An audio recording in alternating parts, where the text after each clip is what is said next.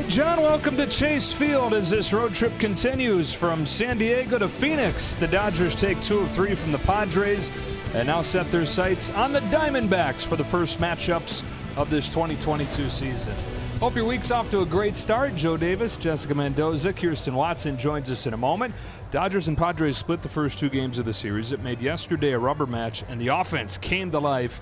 And the top offense in baseball this year, that was their best day yesterday. And Joe, what I liked about it is they started early. I mean, that's something, they get going late, but in this game, first inning on, and of course it was the powers. In fact, 10 of those runs, 6 were scored via the home run. Freddie Freeman, Cody Bellinger had 2 big ones, absolutely exploded. And you think about this offense scoring every single inning through the 6th, and of course it started with Mookie Betts at the top. All right, so the Dodgers won 2 of 3 against San Diego. Here they come to Phoenix, and the pitching matchup here for the first game, you got the guy that's the Dodgers ace in Walker Buehler, and on the other side, Merrill Kelly's trying to prove he's Arizona's ace. Yeah, but I think about Walker Buehler. I mean, there is no better fastball in the game than his four-seam, what he can do. I know he's struggled. He hasn't had the numbers early on. The command hasn't been quite as crisp, but we're seeing that kind of across the board with a lot of really great pitchers. But Walker Buehler loves pitching here in Arizona. Just last season, won all 3 games, had a ridiculous numbers against this team, so I expect him, especially a team that doesn't hit the fastball very well.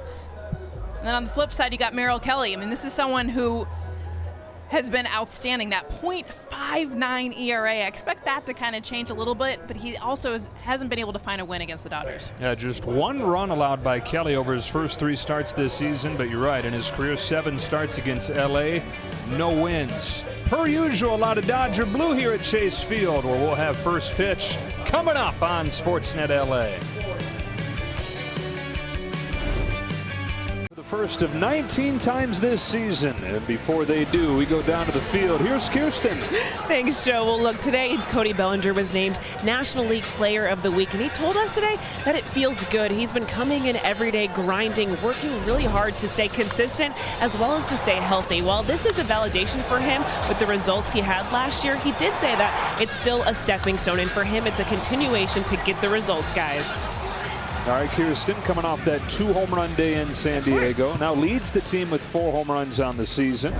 And back in his hometown here in Phoenix, as the Dodgers try to keep on rolling against the Diamondbacks. You don't often see that, huh? The lineup card exchange happens off to the side while the pitcher warms up. No, it started what felt like 20 minutes ago. The exchange? Of course, yes, and Dave Roberts and Torey Lovullo. I mean, you can't get 2 more kinder, jovial. They have been literally talking this entire time. They had to move them off to the side because Merrill Kelly had to warm up. A couple UCLA guys catching up on the Bruins. Let's see the lineup for Dave Roberts here in Game 1. It's Mookie Betts to lead it off, of course. And then Freddie Freeman plays first base and bats second. Trey Turner's at short. Muncy, Justin Turner, and Will Smith through the heart of the lineup with Bellinger in center. Chris Taylor DHs for the first time today. And Gavin Lux makes his 4th start in left field. They're talking about Merrill Kelly off at the top. This is a guy who made his major league debut at the age of 30. He's now in his 4th big league season. He has seemed to have figured something out. Just 1 run over 15 1/3. That's 2nd best in baseball to this point. One of the things he does better than anything, we could talk about all the pitches that he throws, his fastball, changeup, cutter, and the curveball. His changeup, one of the best in baseball right now. Hitters only hitting 0.59 against it, 45% whiff rate, only 1 hit. As you see the arsenal there. Betts climbs in, Kelly comes home, and off we go with a fastball strike right to the corner where Kelly likes to live, and all pitchers do, but he does so more frequently than many at this point. 33 years old now from right here in Arizona. It's 1-1 on Betts. Betts had the big night Friday with the 2 home runs. Bad night Saturday. 4 strikeouts. And then bounced back from that with a base hit, couple walks, and scored 3 times Sunday afternoon. It's part of the season high 10 runs for this offense. And a continuation of a trend, Jess, where when he is productive, they typically win. Yeah, and that's exactly how the game felt. That first inning, getting on base, base hit, finding his way to third, tagging on a fly ball, and scoring. He's ahead here 3-1. The way he plays the game, the at-bats, the way he runs the bases, I mean, it just kind of ignites. That's why he loves hitting in leadoff. He understands what he can do. Something he started doing in Boston, that championship season for them in 2018. Really fell in love with that role. Alex Cora talked to him about the chance to be a tone setter and not going up there necessarily just looking to get on base, but going up there trying to do damage and being a guy that the starting pitcher has to dread as he goes to bed the night before. Well, I think what people forget too is, I mean, you're going to get the most at bats. You want your best hitters to be at the top of the lineup. Here's a payoff and a leadoff walk for Betts.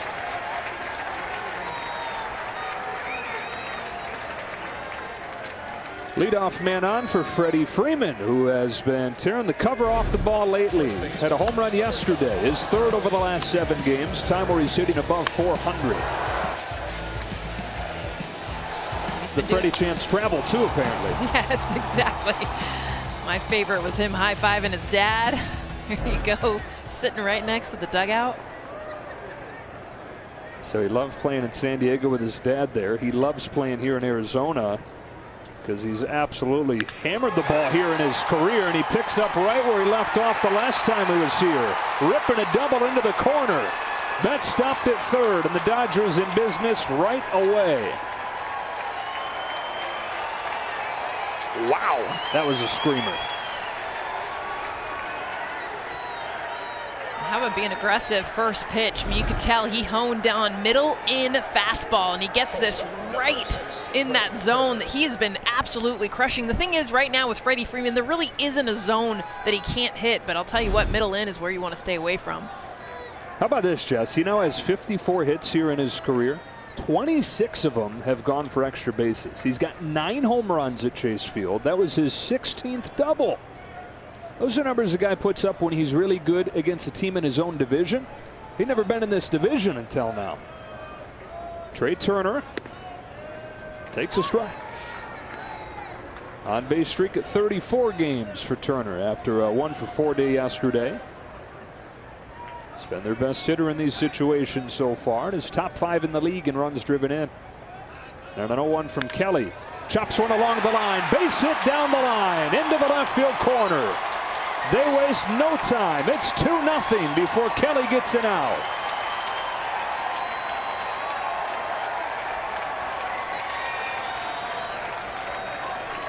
This is kind of the pitch you knew was coming. Trey Turner, the one thing he hasn't hit well has been non-fastballs. The pitch that Merrill Kelly likes to go to in these situations is that changeup. He's only given up 1 hit this season against it. Well, let's double that with 2. Trey Turner, a nice job staying back, seeing, recognizing, driving this one down the line. And so Merrill Kelly, who gave up 1 earned run over his first 3 starts, gives up 2 earned runs over the first 3 batters against LA.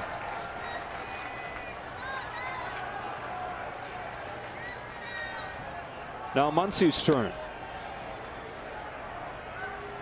Against Merrill Kelly, Max Muncy, a .440 hitter with a home run and a double. I kind of feel like everyone wanted to get in the lineup today. Yeah. Not just Merrill Kelly, really just so many good numbers here in the stadium. Coming off season high amount of runs. Their game yesterday. You touched on it off at the top, but what was extra good about yesterday and what was different from what they've done for a lot of the year is that they scored consistently throughout the game. They scored in 5 of the first 6 innings. That's a team that's been known for the big explosive inning, but then a bunch of zeros before and after it. So it was nice to see them string it together. That's pummeled but foul. And Merrill Kelly's not fooling anybody. No, that was the cut fastball. See the fastball get hit, the changeup. Max Muncy trying to be a little more aggressive. He's known for his patience, but has taken a ton of strikes, even more so than usual early in the season.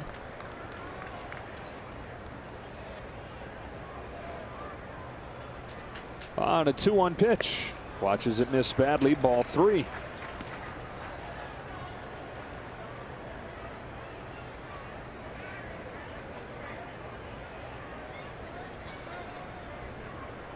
Dodgers have won 10 of their last 12.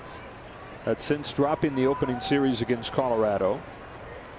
11-4, best record in baseball.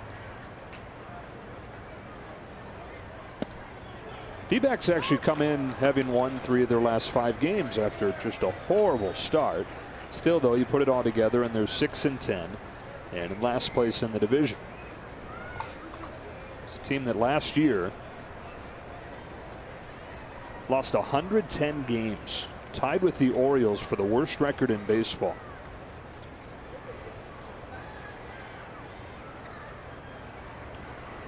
Kelly's payoff. Muncy knifes it to left. On comes Peralta. He'll make the catch. So Kelly does get the first out as Muncy flies to left. And Justin Turner comes up. Third baseman, number 10, Justin Turner. Well, Turner, like a lot of the Dodgers, enjoyed yesterday, getting 2 hits. He was 1 for his previous 14. But then went 2 for 4. It all kind of started, though, with a strikeout. Remember, early on in the game, he had an 11-pitch at-bat where he fouled off 7 pitches in a row. Gathered a lot of information, got a lot of swings off.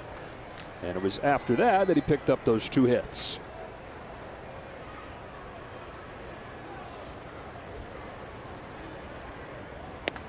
Takes a strike.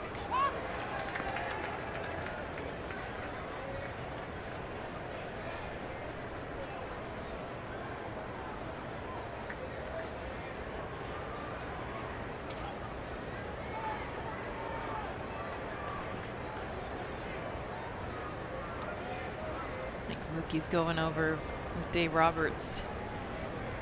The base running on Freddie Freeman's hit. Usually you see him coming around third looking to score there, and I don't know if he had slipped or if it was something he was reading. This is what I love. I mean, you got one of the best base runners in the game, well, both of them, but Dave and his history breaking down with Mookie Betts.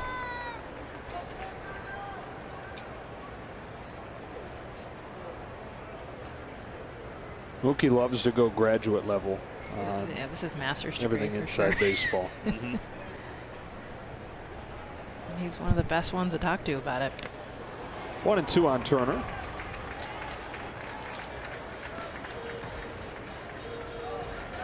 Dave Roberts has said he's been like a proud papa watching the Dodgers run the bases the way they have. It's not just the pop and power, the patience. It's once they get on, they've been aggressive, stealing bases at a higher clip than they have in a long time, and taking the extra base when it's there. 13 stolen bases on the season, too. I mean, he's got to love it. It wasn't a big base stealing team the last few years. No. Well, and that's kind of gone hand in hand with teams that hit a lot of home runs. And across the sport hits a lot of home runs. And so there haven't been many stolen bases across the sport. Not wanting to run yourself into outs when the next ball might put you home anyways by going into the seats. Turner cranks one down the line the other way, but foul. I just love when you can get a good understanding of when to go. I mean, yes, speed is a component of stolen bases, but what you're seeing now is just an understanding conversations that are happening in the dugout, picking up tendencies. And when you know that you can get a great jump and put yourself in a high percentage chance of stealing that bag, why not? One of the fastest out there at second, and Trey Turner as another 1-2 comes home. It's a change that bounces, and it's 2-2. Yeah, speed is only a part of base running. So much more to it, especially the base stealing part of it. Oven mitts are big. Yep. Speed, preparation, and oven mitts.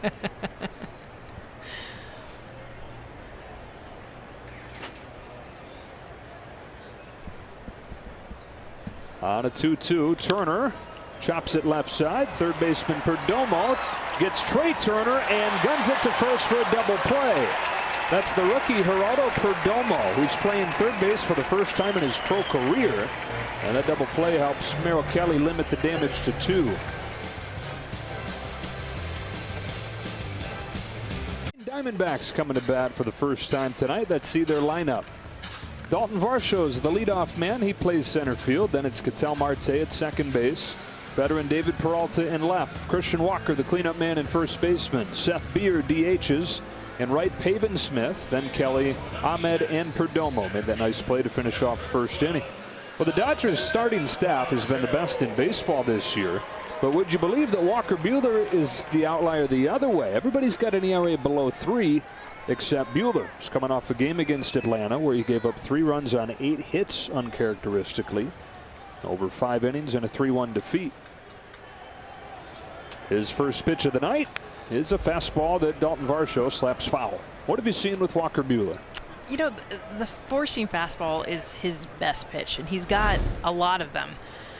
His cutter, slider, curveball, and changeup to go along with it. But Joe, the biggest thing with him is that fastball, when he can command it, hardly anyone can hit it. I mean, he can even throw it in the zone. He's one of the few pitchers that I can see him what looks to be a piped fastball, but because it has such late life. Now, his numbers are down on some of his spins with that pitch.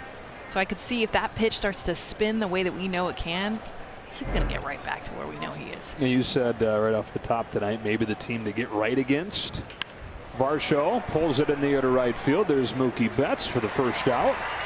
Not just the fact that Arizona as a team this year is hitting 189, but against Walker Buehler's fastball last year, they were 0 for 19. And this year, they're the worst fastball hitting team in baseball. And that's the pitch I hone in on, because it is everything with him. When you look at his great starts versus his struggling starts, yes, he has all these other pitches that are really good, but no one throws a four-seam fastball better than Walker Buehler. And when he has that pitch, good luck.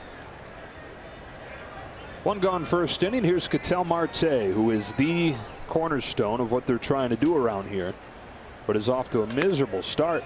There's a fastball that just misses up. 1-0 on Marte, who signed a 5-year extension right before the start of the season. But at this point, he's hitting 167. He's striking out almost twice as much as he has throughout his career. And the kind of player, though, that they're looking at and saying they're not concerned. He's got enough of a track record where they know he's going to come out of it.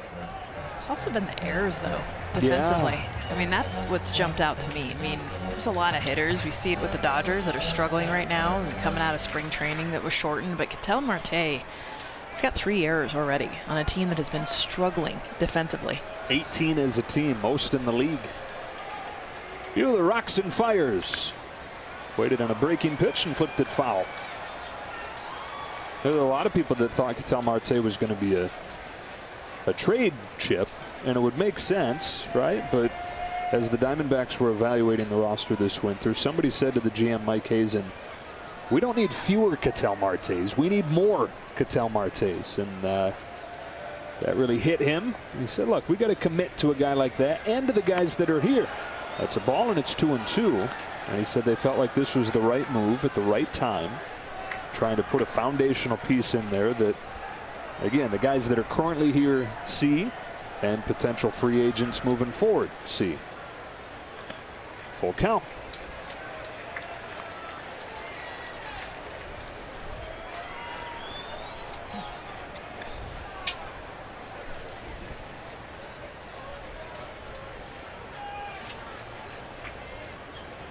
Buehler home with the 3-2. Softly hit. Walker's got it.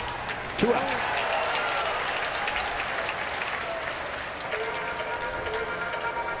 Going to the curveball early. And this one, he's got that nice knuckle curve with the depth. He's gotten both outs on that pitch. So hitters are now 0 for 8 against Walker Buehler's curveball this season. 2 up, 2 down in the first inning, and here's David Peralta. Hoping for a bounce-back season.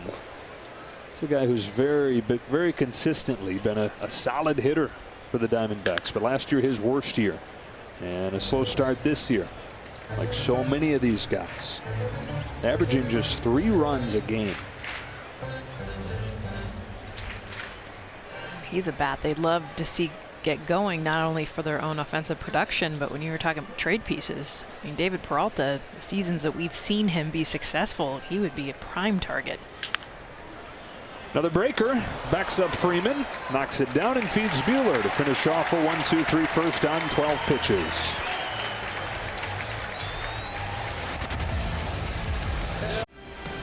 Dodger Baseball on Sportsnet LA is brought to you by Carl's Jr. Feed your happy at Carl's Jr. and earn double stars on any purchase in the app.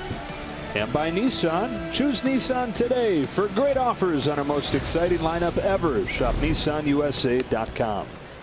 Ball one from Merrill Kelly to Will Smith, who has owned Kelly. 6 of 11 with a home run.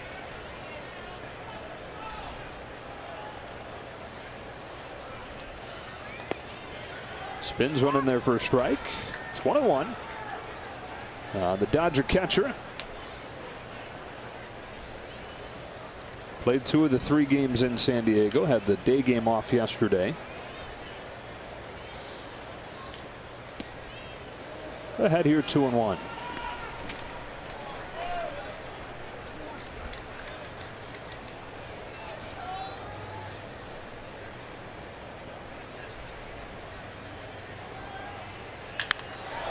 Into the left center field gap, but caught by Peralta.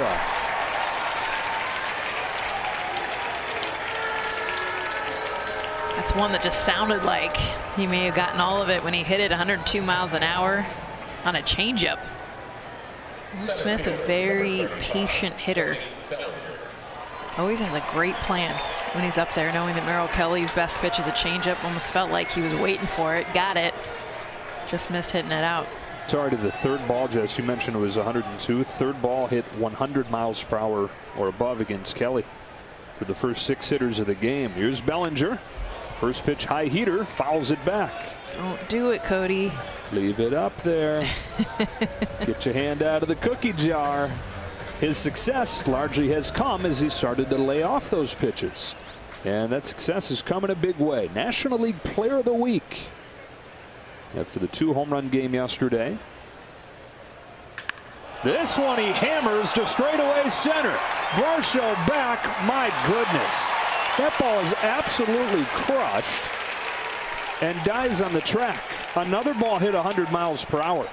You see both Will Smith and Cody Bellinger, after they hit him, they're staring at the video board not to see their hit, but to look at how hard they hit it and kind of wonder, how did this not get out? I mean, this is the cookie zone for Cody Bellinger. You're talking low, down, fastball. We saw him drive 2 home runs yesterday. Similar zone.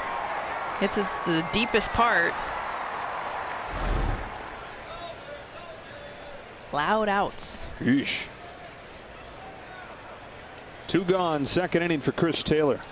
Rob Arthur, who is a savant when it comes to the baseball, released his latest piece for Baseball Prospectus today, and his early findings are that the ball has higher drag in 2022, and that would line up with the reports that a lot of the hitters are given, and I think that a lot of us have from watching these games, that there are balls that are getting tattooed that aren't ending up where you think they're gonna. And you can tell so much by the hitters' react. They know. I mean, they've tattooed enough balls that they know when I hit it like this with this launch angle, this exit velocity, it's a home run. Why didn't it go out? And they're staring at the video screen for an answer. Taylor, another one of those guys who it's become habit to check the exit velocity. At Dodger Stadium, it's along the ribbon board, right along the first base line, so it's right in his sight as he takes off down the line. Pulls this one by Perdomo and down the left field line. Taylor makes the turn and heads to second with a 2-out double. Already the 3rd double of the game for the Dodgers. Chris says he'll even, when he gets a ball and he thinks that he gets enough, similar to what we saw Bellinger do, but as he's running down the line, he'll take a peek and do the quick calculation in his head. Okay, that's gone because I hit it, say, 102 at this launch angle. Yeah. Or I better get running because it's only 96. It's almost like a cheat sheet. Like, I can jog. Okay, the numbers are telling me I need to get on this. You see him built the double down the line. The fastball's not getting by these bats, and neither is the off speed. The changeup's gotten hit, and that's been the best pitch for Merrill Kelly. So right now, I think the conversation is, okay, what pitch are we going to try to set up the best offense right now in baseball? Because it's about the sequencing. If we're going to fool them at all, have any chance, it's going to be how these pitches are followed by your best pitches. At the plate, left field, number 9, Gavin Lux. 2-out chance belongs to Gavin Lux. He's playing left field tonight. 4th start that he's made there this year.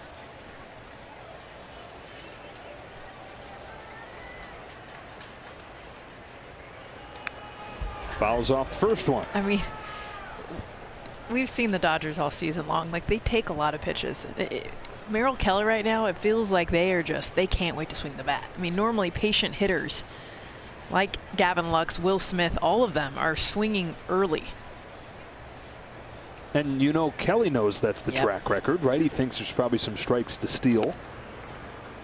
And they're turning the tables on him and attacking.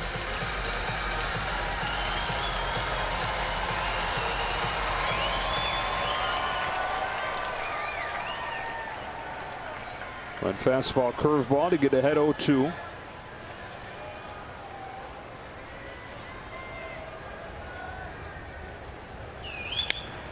Slaps a changeup to Nick Ahmed at short. Throw to first, not close to in time as Luck shows off speed.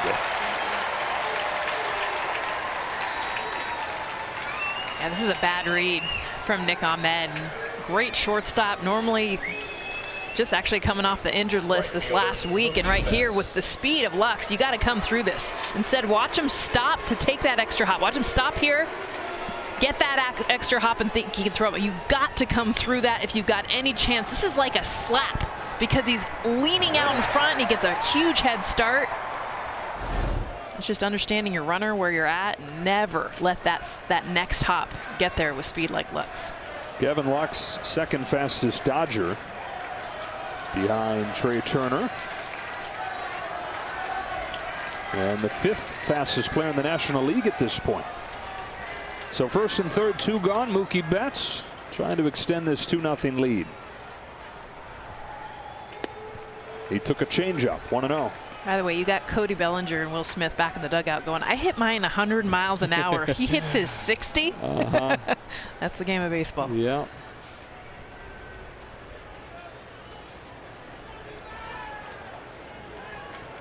Taylor at 3rd, Lux at first. The 1-0 pitch. Betts chops it foul.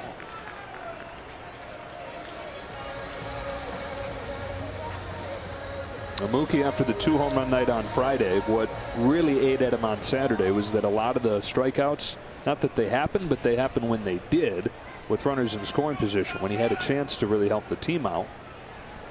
He's got a chance here with 2 gone.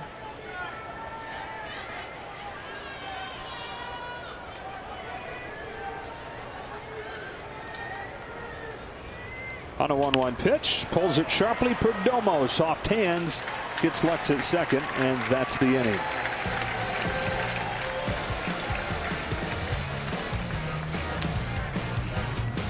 For the best coverage in the game, we check out the T-Mobile coverage cam here at Chase Field in the pool. It's a packed right pool. Center. Yeah, topping, isn't it? I'm thinking birthday party. That's a heck of a birthday party. Want to go swimming for my birthday? Yeah, whose pool? The Diamondbacks. Christian Walker leads off this 2nd inning for the D-backs and takes strike 1 from Walker Buehler. Well, Walker yesterday hit a 467-foot home run. He's hit a bunch of them in his career. That was the 2nd longest. Would you believe that the longest one came against Clayton Kershaw? No. Yeah. Fouls this one off. 0-2. He's got a couple against Walker Buehler. Problem for Walker is that a lot of times it's been home run or nothing, especially this year. He's got 9 hits. 4 of them are homers. Way too many strikeouts again, and the average at 167.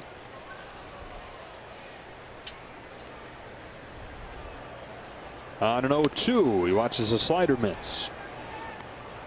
He is all or nothing. Powerful swing. He's homered 2 in the last 3 games. He does struggle with high velocity though, so you kind of expect Walker to challenge him with his velocity on a fastball. He does. Walker turns it around, pulls it off 3rd and into left. So Turner couldn't make the play. Walker's aboard. And they have ruled that a base hit.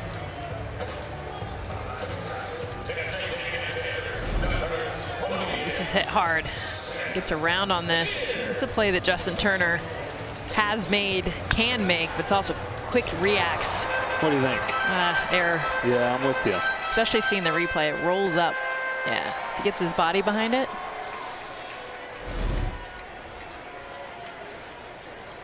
I'm critical, though. You got to earn your hits. Like. I hear you. He hit it hard, but it was right at him. Here's Seth Beer taking ball 1. I always think, too, if you were to go down and say, Justin Turner, do you think that's an error and a hit? He's going to tell you error. Yeah. Like, without even, before you even finish your sentence. And that always tells me. And I'm sure he's had balls that just roped at him, and he's like, no, that was a hit. I didn't see it. Beer up the middle. Turner gets to it. His one play is at first. If Dodger pitchers strike out 10 today, everybody gets a free Jumbo Jack tomorrow at Jack in the Box with the purchase of a large drink. Valid at LA area restaurants. So Walker into scoring position. One away for Pavin Smith, who faced Walker Buehler in the College World Series when he was a freshman at Virginia and homered against Buehler. A couple years later, he was the 7th overall pick of the draft. Walker Buehler, Vanderbilt grad. They're always in Omaha, by the way. Smith keeps it close by. Tim Corbin does a great job with that program out in Nashville, the pitching lab that they have there, and a lot of the things that, honestly, before it was even being done in Major League Baseball, it was being done there at Vandy. You may know if this is true, but rumor has it that Tim Corbin remembers the names of the parents of not every one of the kids that has played for him, but the names of the parents of every kid he's ever recruited. 1-on-1. I would go assist Maggie on that with his wife, because she is just as good as remembering. But I would, honestly, he's that person. You know, when you meet people and you're like, how do you remember everyone's name? He'll remember, like, literally my kids' names. And I'm like, I've met you a handful of times. So it may he be cares. true. Yeah.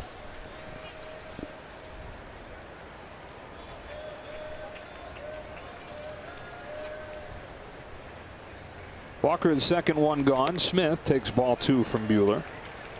It's a skill, right? Remembering names. I'm not good at it. Here's a trick. When you meet somebody. Okay, so say you meet somebody named Joe. Picture. It's a bad way to do this, but what I'm saying is you picture. If I meet somebody named Jessica, I picture you when I get her name, and so then the next time I see her, your name pops up, and I know that her name is Jessica. 2-2 on a nice curve there. So it works with names that you've known people with those names, which is a lot of people. Right. I like it. Give it a try. I meet a lot of Joes now. There's a lot of us out there. Run into a few. 2-2 on Pavin Smith. Coming off a 4-for-8 series against the Mets. Had a couple doubles. He's been one of their best hitters so far. He went around on a filthy cutter there. Bearing in with bad intentions to give Buehler his first strikeout of the game. This is just a mean pitch. And I mean like good in all the right ways because of how it gets that late horizontal break. See just that last little bite. And that's the beauty of the cutter compared to his four seam, compared to his breaking ball. It's just a different movement. You don't want any part of that. It's going to break your bat if you try.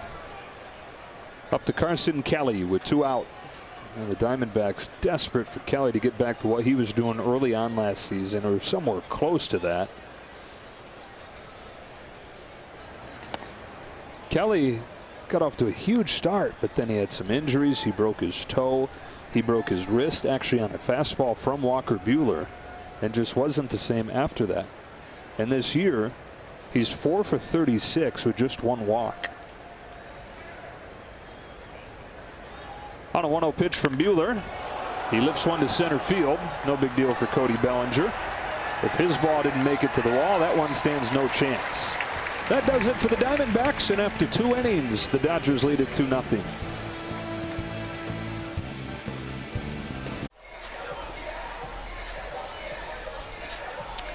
Stream out-of-market regular season games live or on demand, plus MLB Big Inning and select pregame and postgame coverage. Blackout and other restrictions apply. Visit MLB.tv for details. Clayton Kershaw started and won yesterday's game. Will be on the mound again on Saturday against Detroit. Over under 3 pieces of gum. What do you got? In his mouth currently. Oh, that's not very. Over. Yeah, see, he showed us. Yeah, he did. Showed his gum.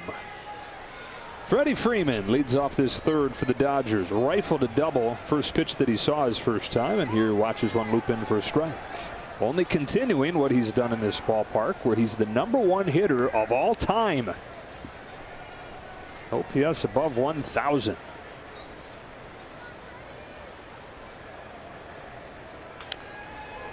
Quickly 0-2. Sheesh.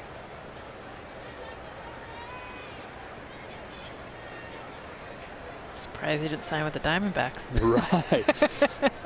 Well, glad he didn't. Why, Freddie? Why? Well, just check the splits here. Yeah, that's it. I rake. Fouled into the glove, and Kelly has his first K.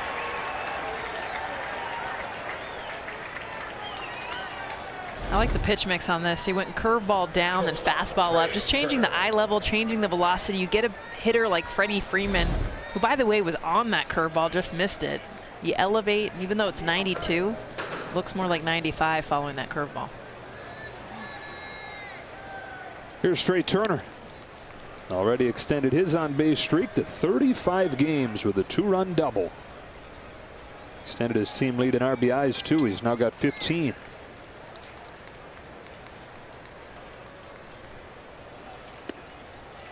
One.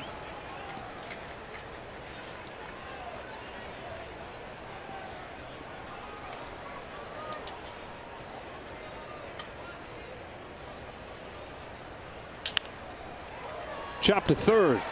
Perdomo, boy, doing well for himself. We mentioned this off of the top, but this is a good fielder who has never played third base, but they can't find anybody to play there well, and so they've moved him from short with Ahmed back, and he's been good tonight. Just a double play the first inning, then coming over across the field behind him, and then guns out because he needed to put something on it for the amount of time it took him to spin around, come make this play.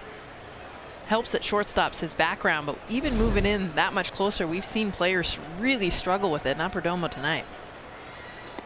Ball one on Muncy. Perdomo is the youngest opening day shortstop, because Ahmed was still out with the injury, in Arizona history. She's 22 years old, just turned 22. Debuted with a few games last year, and going to be a big piece this year moving forward for him. 2-0.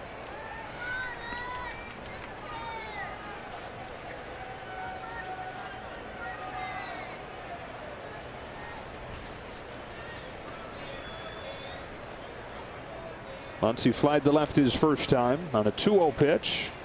Takes inside, ball 3.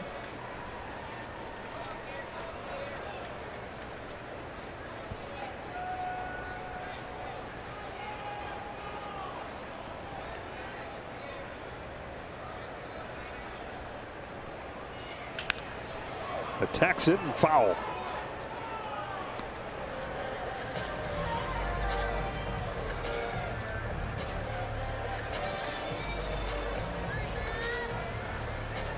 Rare to find a count that doesn't have 3 balls when Max Muncy has an at bat. I mean, he can go down 0-2 and somehow he'll get it back to full. Always works the counts deep. Yeah, his walk yesterday was 0-2, and he came back to draw it. Changeup feathered in there at the knees to work the count full.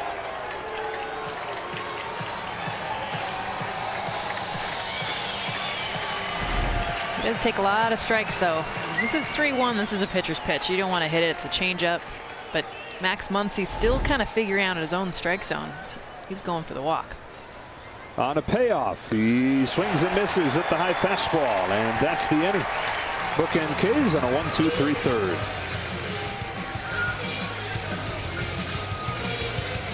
Dodgers off and rolling in this one. 2-0, bottom 3. Joe and Jess and Kirsten back here in Phoenix. Walker Buehler's given up just 1 base runner so far. It was ruled a hit. Could have been ruled an error. And he'll face 8, 9, and 1 in this third inning. It's the veteran shortstop Nick Ahmed, who missed the first couple weeks with a shoulder injury. Came back on Friday, went 0 for 4, and then yesterday had 2 hits. Always been a slick fielder. By the way, 97, that's noteworthy. But Ahmed, a couple years where he was at least league average, and you started to get excited when you combine that with the fielding ability. Then a massive step back last year. On a really good glove. We didn't see that earlier. I mean, that kind of mental error playing that ball back, but I mean, he's one of the best defensive players in the game, period, not just shortstop. Plus 19. On a 2-0. Fouls it off, 2-1. Only Nicky Lopez and Francisco Lindor. The better outs above average.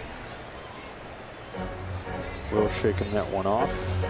Which, to your point, if he's even like in the vicinity of gravy. Average offensively, it's great. Yeah. Ouch.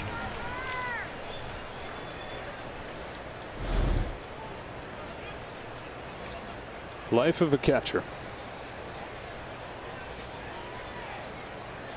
He'll most likely be catching tomorrow the giant bruise on his left thigh, which could be one of many by the end of the week.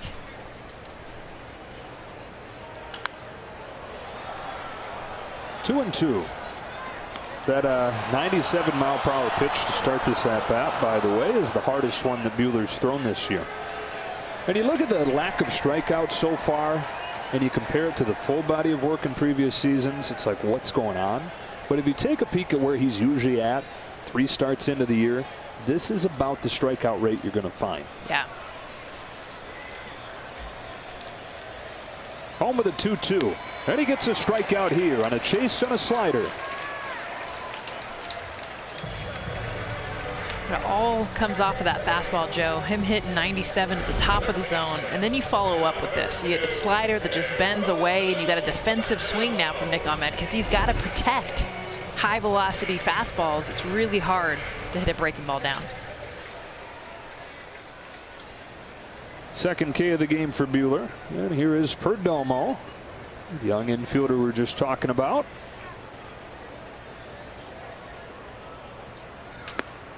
Late on a first pitch fastball.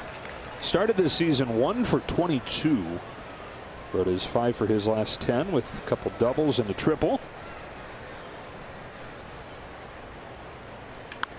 Lays the bunt down. Turner. Nice play, but not in time.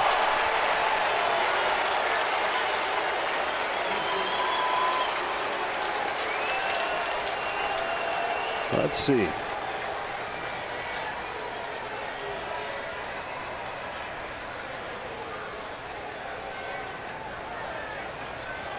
Call on the field is safe at first. Los Angeles is challenged. All right, so video room very quickly sees that and says, let's get our look.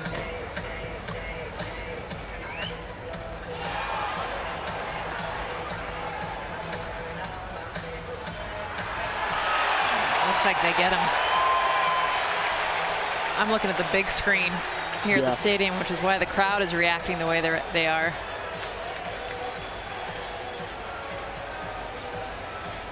Umpires are taught to look at the foot hitting the ball or hitting the bag and listen for the ball hitting the glove. He's out. Yep, that sound probably came before his eyes told him the foot hit the bag.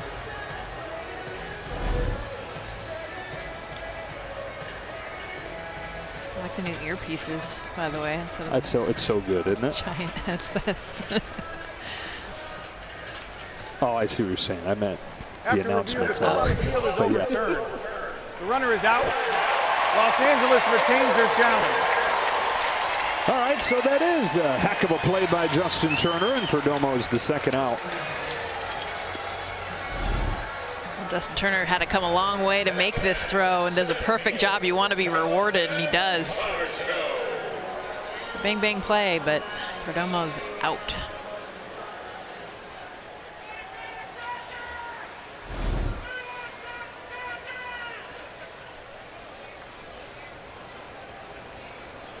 2-0 game, bottom 3. And back to the top for Dalton Varsho. Buehler has already thrown more curveballs in this game than his last one. A product largely of 6 left-handed hitters in this Diamondbacks lineup, and he pretty much only throws it against lefties. High fastball is yanked into right. Varsho with a base hit.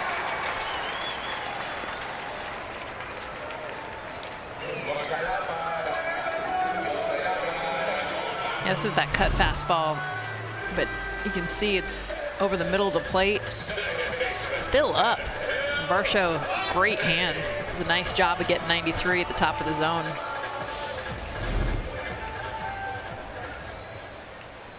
Started the season 0 for 11.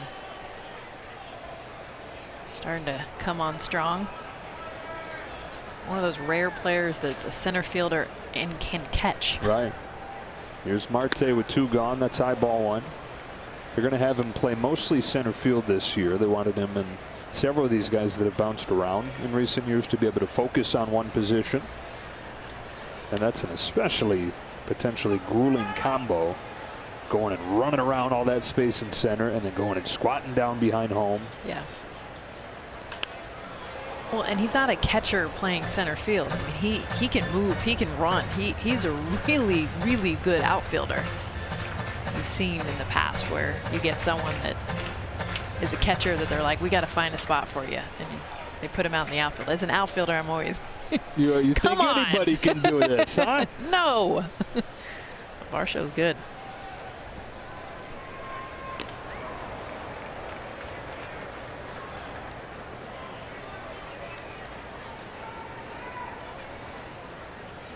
Son of a big leaguer.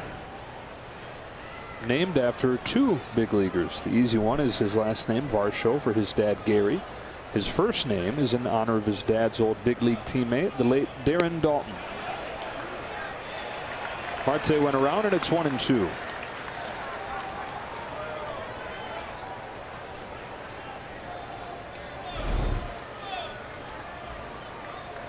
Changeup can't hold up. Tried to sway the umpire. Buehler pushes off with a 1-2 and doubles up on that changeup to strike out Marte. Third for Buehler through 3 scoreless. Centers BMW, the ultimate driving machine. And by Jack in the Box. Try Jack's $5.99 popcorn chicken combos with 100% all white meat chicken and Jack's Good sauce. Order now in the Jack app or have it delivered. Back here in Phoenix where the Dodgers lead 2-0. We go to the middle innings. Justin Turner will lead it off.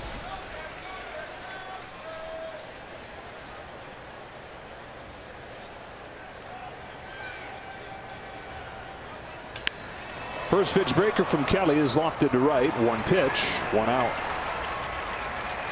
So Merrill Kelly started his career in the Tampa Bay system, and he pitched for 5 years in the minors. Wasn't breaking through, so he left and went to Korea and pitched for 4 seasons there and was happy there, was pitching well, and was going to continue pitching in Korea. Then one day he gets this envelope and he opens it, and it's in Korean, so he needs it translated.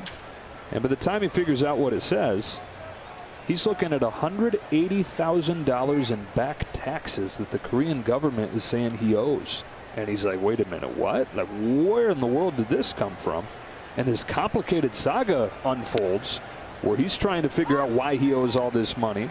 And it got to the point where he couldn't get any answers. And so he said, I'm out of here. Like, I'm just leaving Korea. This doesn't make any sense, and a bunch of players, a bunch of foreign players in Korea have dealt with a similar thing. Will Smith bangs a base hit off the glove of Marte. Now, he was pitching well in Korea and had aspirations of getting back to the big leagues, but that certainly accelerated it.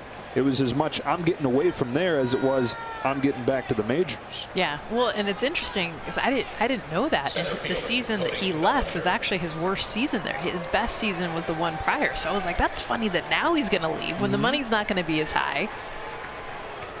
There you go. Yeah. 1-on-1 out for the player of the week in the NL. Cody Bellinger crushed the ball his first time, but it died on the track and center. Takes a change for a strike.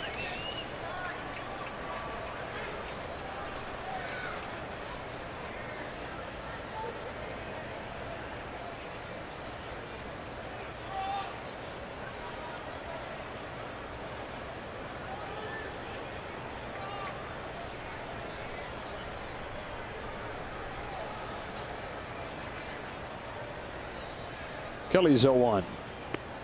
Another change. This time it misses. 1-1, and we go down to Kirsten.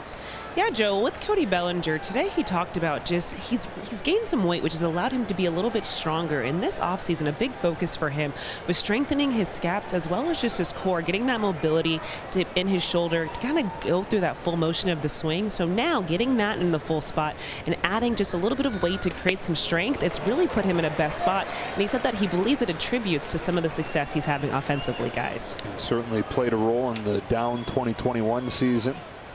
And he said he's found a path for his swing that allows him to unlock that newly strengthened shoulder and really leverage all the pieces in his swing. And the way that his body works has unlocked those things again. He's got some special levers in that system to swing that bat that he just wasn't unlocking last year.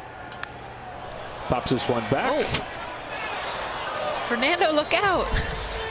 Fernando Valenzuela was definitely going to make a play on that if that made it into the Spanish language booth. I don't know. I felt like he ducked under the table. He did. You're right. We're seeing him now. As a pitcher. he's looking I'm at calling us. him out. He's like, you saw. So maybe he wasn't going to catch it. He was counting on Jose Mota, who's sitting right next to him. Yeah, I was going to say, I have more money on Jose. The 1-2. Kicks away, and it allows Smith to move into scoring position. Well, Jess, you know, in a swing, it goes from the ground up, right? And if any one of those links to that chain isn't working, it ruins the whole thing. Yeah, especially if I were to pick one player in baseball that you're talking from the ground up, there cannot be a link missing. It's his. I mean, it is high power, torque that is, I mean, it's like that rubber band that you have twisted and now it's unleashing all this maximum effort. If there's one thing off, you can't slow that train down. I mean, it is going.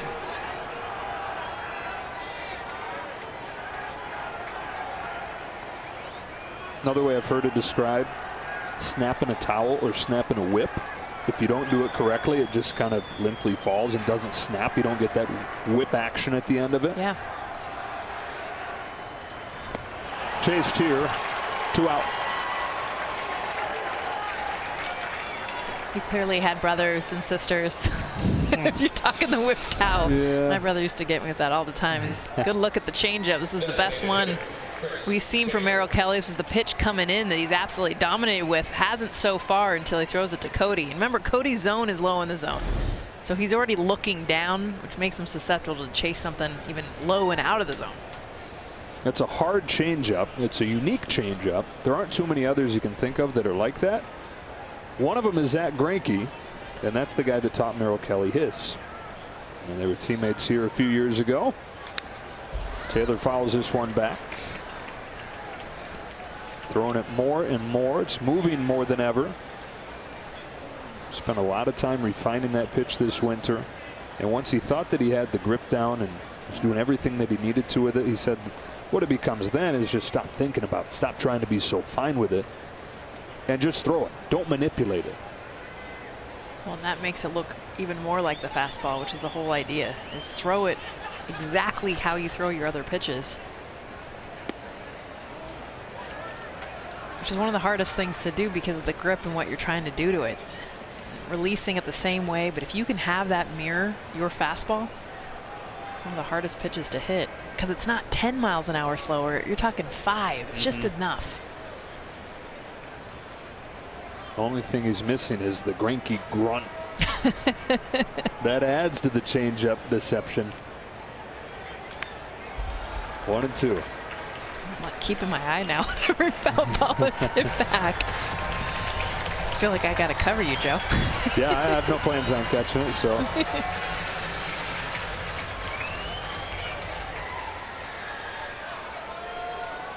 Smith with a 1-out single, advanced to second on a wild pitch.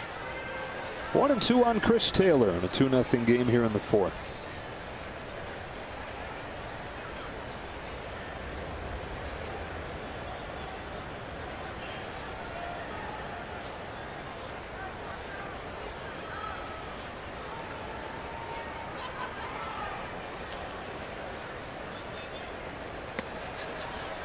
Two and two. Taylor had one of the 3 Dodger doubles over the first 2 innings. Merrill Kelly had given up 3 extra base hits all year. He gave up 3 in the first 2 innings tonight. His 2-2 is fouled off.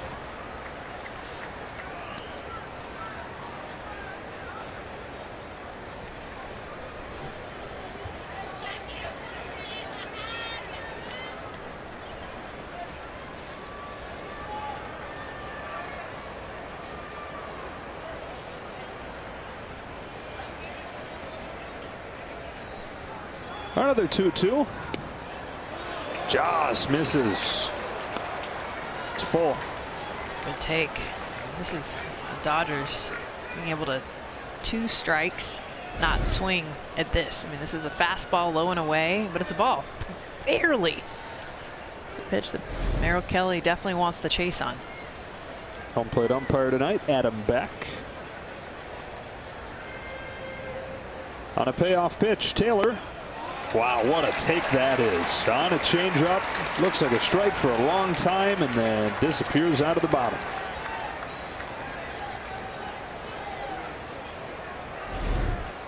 Look at this pitch. As you said, it's a strike and then it's a ball. And Chris Taylor, he waits so late because his hands are so quick. He has that trust to be able to wait. And this is with 2 strikes. It's not like he's taken. He's got to be able to protect. 2 consecutive takes that get him on base for a walk. It's got to be largely the study, right? When they look and see that, yeah, Merrill Kelly likes his changeup, but he loves it with 2 strikes. You've got to be looking for a changeup to take that pitch. Ball 1 on Gavin Lux. Yeah, because if you could sit change and he gives you a good one, I mean, look out. Lux singled his first time. It was an infield hit.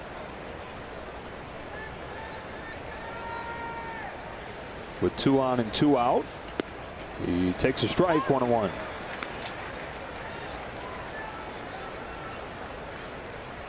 Well, what Taylor just did is what Lux has done at a higher rate than anybody in baseball this year, and that is lay off of pitches out of the zone.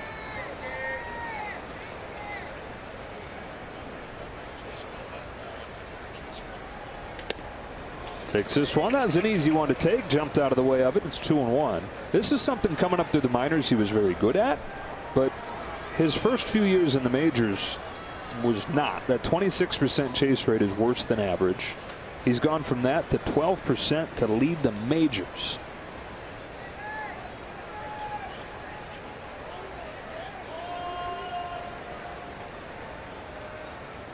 Two-one. Fouled off. 2-2.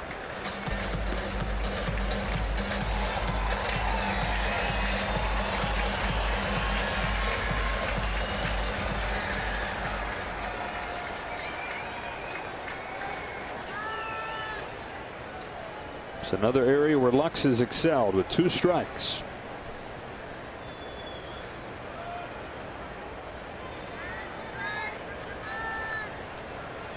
Deuce is wild here in the 4th. 2 on, 2 out, and a 2-2 to Lux. Fouls it into the glove, strike 3. Dodgers strand a couple, and it stays 2-0. The Tigers after the game sit on the field and enjoy Friday night fireworks presented by UCLA Health. Visit Dodgers.com/promotions or scan the QR code on the screen. Launch those bad boys. Yes, if you scan it, they'll just automatically start going off now. Look out, LA. 2 runs in the first for the Dodgers. Walker Buehler, 3 scoreless innings. 3, 4, and 5 coming up. It's David Peralta. And it's strike one. Peralta grounded out his first time. Arizona has 2 singles. Buehler struck out 3, no walks. Looking for his 4th straight win against Arizona. He was 3-0 with a sub-1 ERA last year. Ground ball to Gavin Lux in short right field to get Peralta.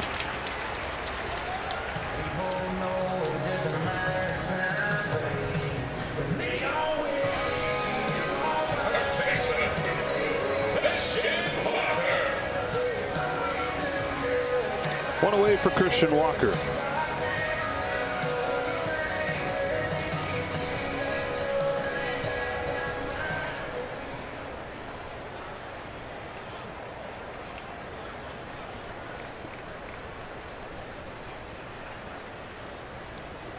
Walker ripped the ball his first time that Justin Turner couldn't make the play on at third. It was ruled a base hit. He gets a ball outside here. Mentioned he's trying to have a bounce back season. He went about trying to get that right away last year. As soon as the season ended, he flew to Southern California and went to the Titleist Golf Performance Institute, where they put hitters now, if you want, through the same stuff they do golfers, analyzing the swing. Slide into right center.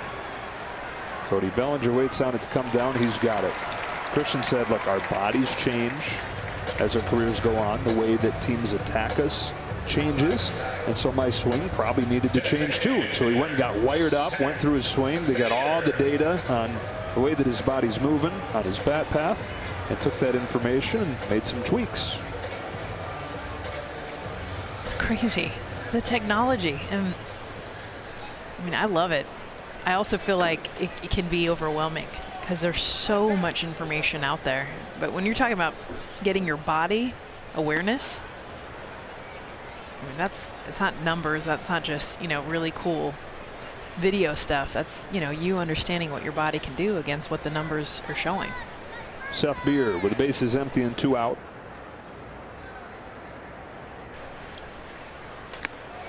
That clipped him. Beer's aboard. Beer me that hit batter. Barely. Talking about Walker, to your point, I think like for some guys that's going to work. For some guys it's not going to work, right? They're not going to want all that information. It's going to put them in the wrong side of the brain. But a guy like him, who people around the D-backs describe as like a hitting savant, the way that he studies it, he loves it. Pavin Smith looks at ball 1.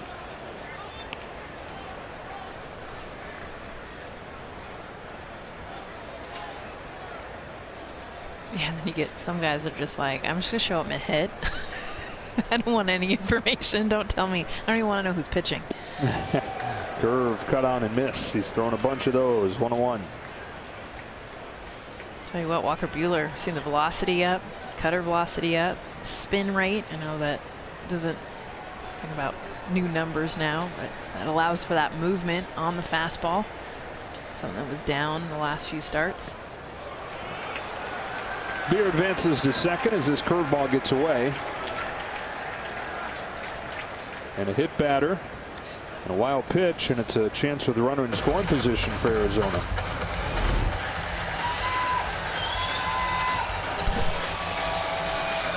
Breaking ball. Bounces so far out in front. Will Smith didn't have a chance to get his body around it.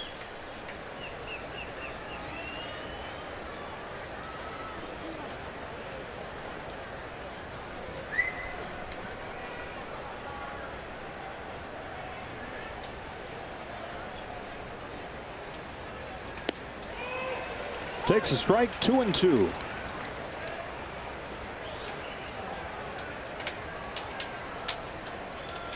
Yelling at himself. This is how competitive he is. He wanted that pitch on the inside corner and he threw it outside for a strike. That was still a really good pitch.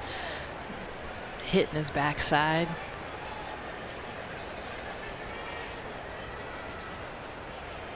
Fires a 2-2. Breaking ball drops in to get him. Pavin Smith, like a house by the side of the road, watches strike 3. And the Dodgers stay in front, 2-0. Hey, yell at yourself, smack your backside, come back with a breaking ball like that. Heck yes, for strike 3. And by Mito Lotto. Download the new Mito Lotto app to order tickets for this week's big lottery jackpots. Scan the QR code for a free ticket. Dodgers 2, D-backs nothing as we go to the top of the 5th. Both runs came in the first inning. In fact, both runs came before there was an out in this game. Betts, who leads off this 5th, walked. Freeman doubled. Trey Turner doubled. That's it, though. Kelly's settled in.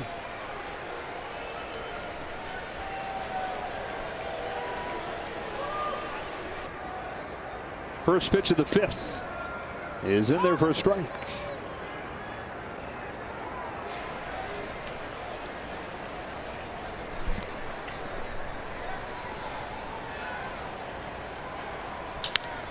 Line drive, base hit. Leadoff single for Mookie Betts. This is where the Dodgers have been really good too, is being able to recognize the changeup up. When it's down in the zone, it's a chase pitch. You're not going to really get a lot of production out of it. But there's been times tonight that Merrill Kelly, his best pitch, has been hung. Dodgers recognizing it and taking advantage. Top of the order's gotten the job done today. 3 for 6, a walk, both runs, both RBIs.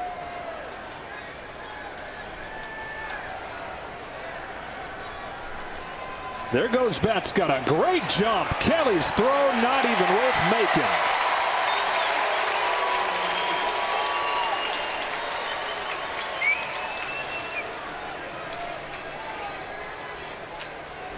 $14 stolen bases now for the Dodgers. You're right. I mean, this, when you get a jump like that, it's not fair, honestly, for Carson Kelly behind the plate, because you don't have a chance. By the time he's catching this ball, Mookie Betts is maybe 4 strides away from diving in safe. A lot of bags are stolen off the pitcher, not the catcher, and there's a good example of it. Freeman pulls one on the ground that'll advance Betts to 3rd. Productive out for Freddie Freeman.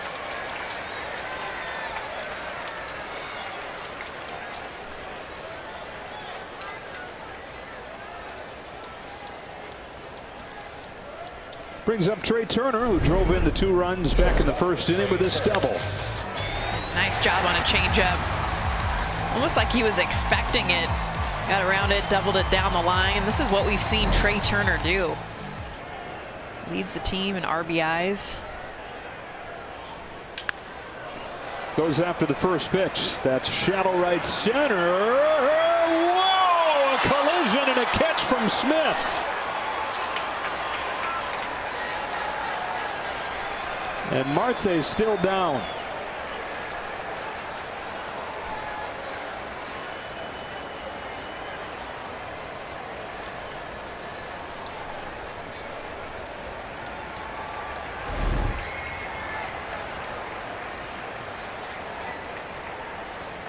I want to see if Pavin Smith, because there's not a lot of loud noise in this stadium tonight.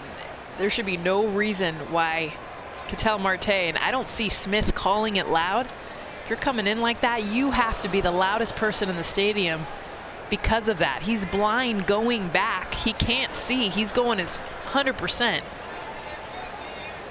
So for Pavin Smith, he's got to be just calling it and calling it and calling it.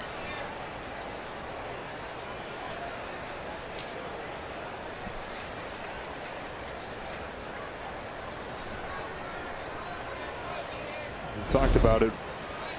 These Diamondbacks, yeah, they've been bad offensively, but they've been worse defensively. They lead the majors in errors, and this play was ultimately made, but there's their best player who they got to scrape off of the deck after an outfield collision that was completely avoidable. Yes. And you love the aggressiveness because you want Marte going out full speed. So you see him call it there, but it's got to be repetitive, repetitive, repetitive so that there's no way Marte does not hear him.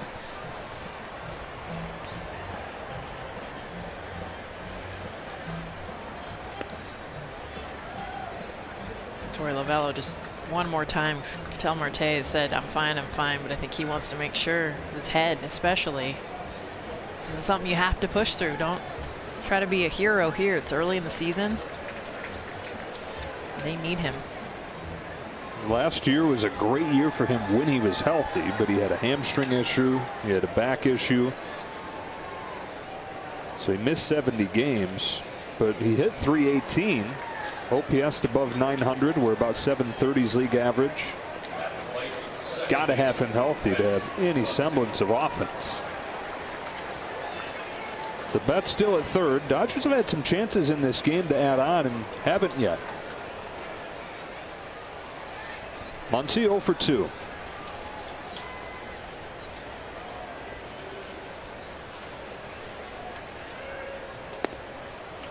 Change up, ducks a little bit low.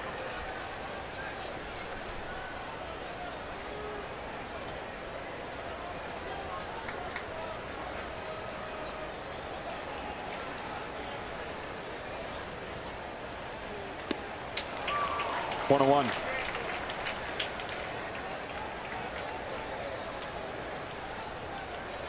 Just waiting for Max Muncy to get right. And Justin Turner will get their hits here and there, but just haven't been that usual hitter you're used to. And with Max Muncy, it's the takes. It's down to me. He takes a lot, so it's not that he's taking, it's the pitches he chooses to take. In fact, 4 of the 63 called strikes, only 4 have been out of the zone. He's taken 59 pitches in the zone, and a good chunk of those have been hittable. On a 2-1. Chases, and it's 2-2. So then you get yourself in this situation where you're like, okay, I need to swing more.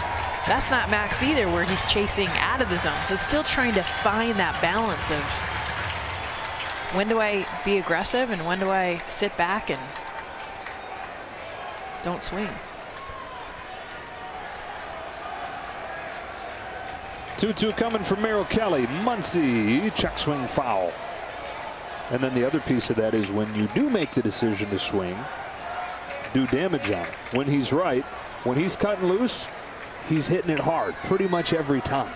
And that's the thing. He doesn't swing until he gets a pitch he can drive. It's just a matter of driving it, being right and able to drive it. Haven't seen that quite as much. On a 2-2. Drives this ball to right center field. Smith won't get there.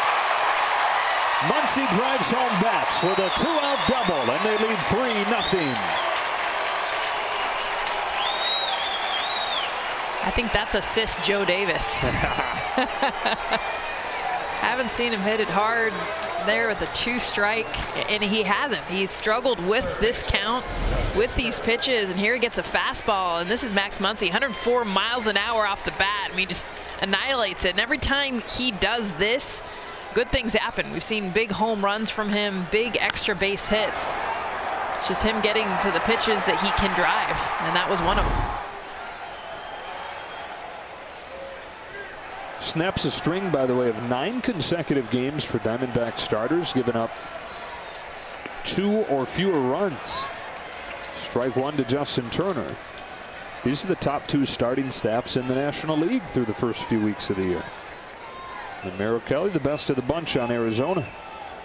Gave up 1 run over his first 3 starts. He's given up 3 through 4 2/3 here.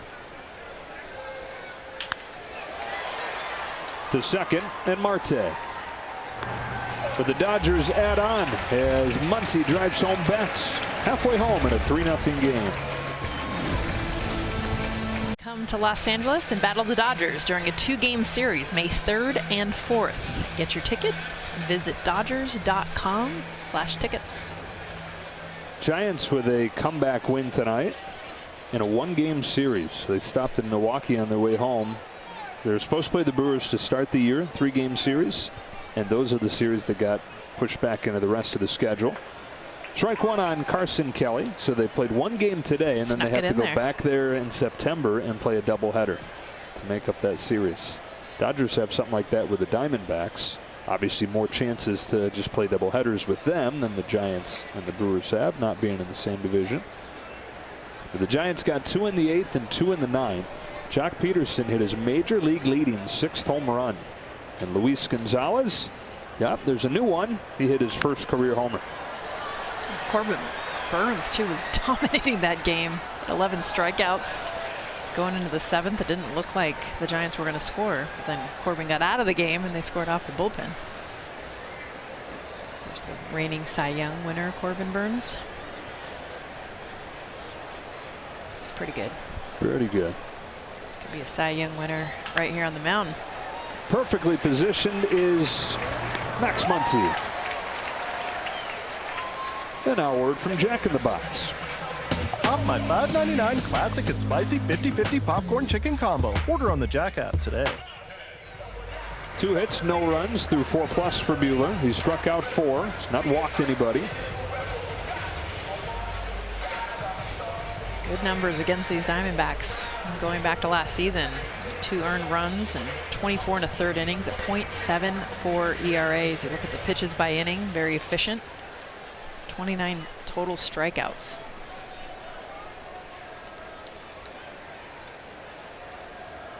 Including one of Nick Ahmed, first time he saw him. In point with that heater.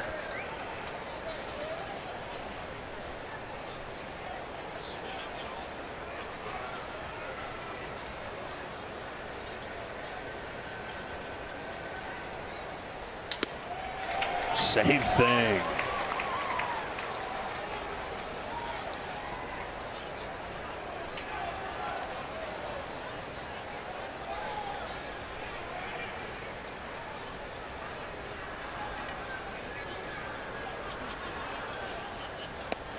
Wow. Flails wildly at the slider. Same way that he finished him off the first time. Fastball, fastball, and then out of the same tunnel, slider. 2 out. 5th of the game for Walker Buehler. 5 more. Everybody gets free jumbo jack. Yeah, just much of the same for Nick Ahmed. Just getting back off the IL only a few games ago, although he was hitting well. It's just a whole different beast when you're facing Walker Buehler. He was looking for his first 1-2-3 inning since the first. Geraldo Perdomo grounded to third his first time. Tried a little sneaky butt. He's like, I don't want any part of this guy. He swung and missed on a cutter. He asked the umpire if it was a strike, and the next pitch he tried to bunt. Tied him up here, 1-1.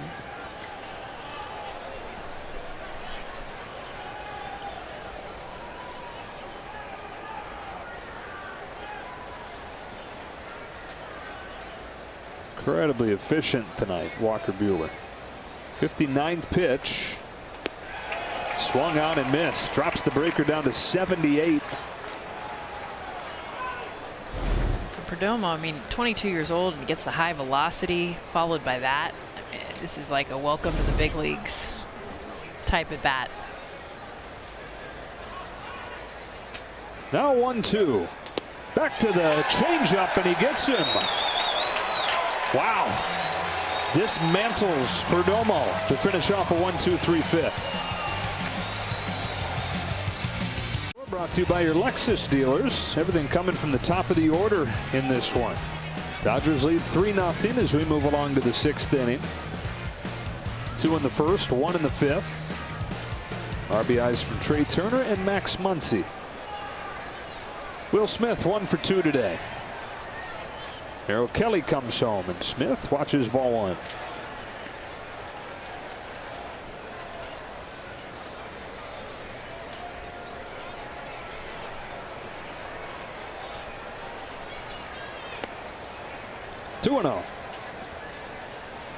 This is where Merrill Kelly, getting 3rd time through the order, trying to kind of pick around the edges, but this is a team that won't chase. Got to come over the white.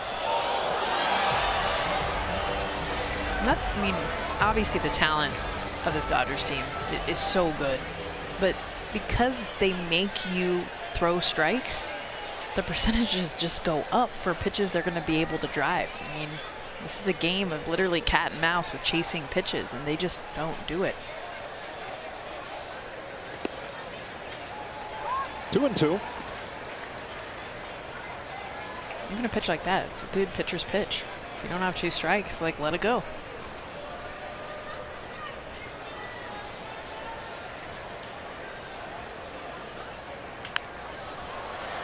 And got one to cut loose on, fouled it off.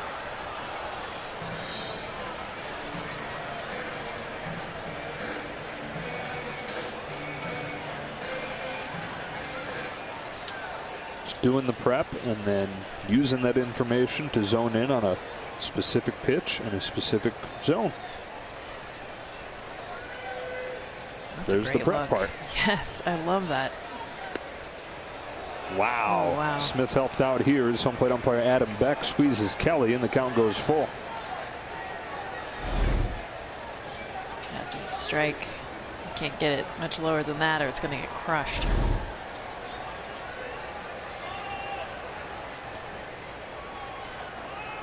So a 3-2 on a line to center. Caught by Varsho.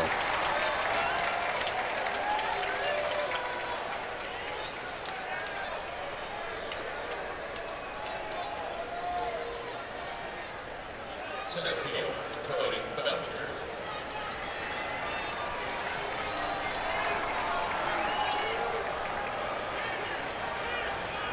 Bellinger hitless in 2 at-bats tonight.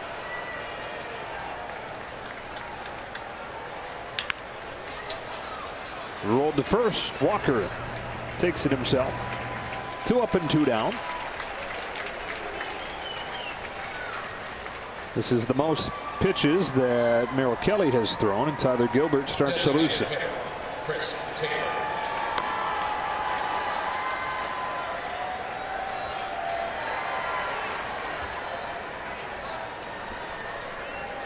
Up comes Chris Taylor. Doubled his first time, then walked. Had a great take on a 3-2 changeup. Just missed low to earn that walk. 1 ball, no strikes.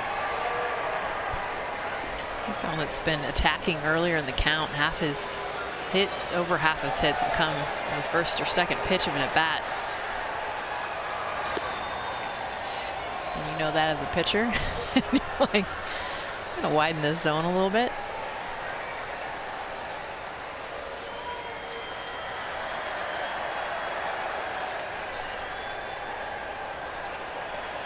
On 2-0, Taylor fouls it straight back, and it's 2-1.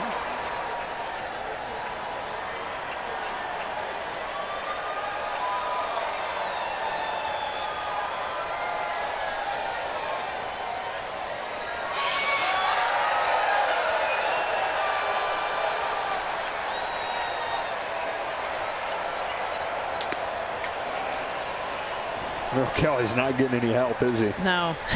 And that's a pitch that he needs help on, because he's not going to blow it by you with his velocity. He's going to be able to place 91 miles an hour at the top of the zone and then come back with a changeup or breaking ball at the bottom.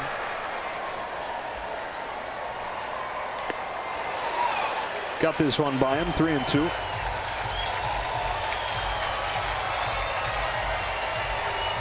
Went the cut fastball there. Throwing it a little bit on the hands for Taylor.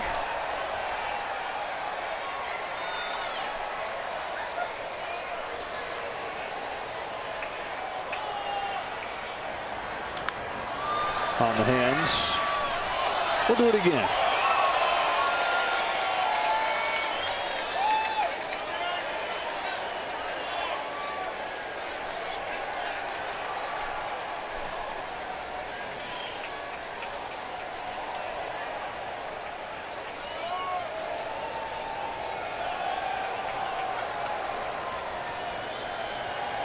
Kelly deals another payoff pitch. Taylor pulls it gently to short for a waiting Nick Ahmed. And that is the inning. To the bottom of the 6th we go. The Dodgers up 3-0.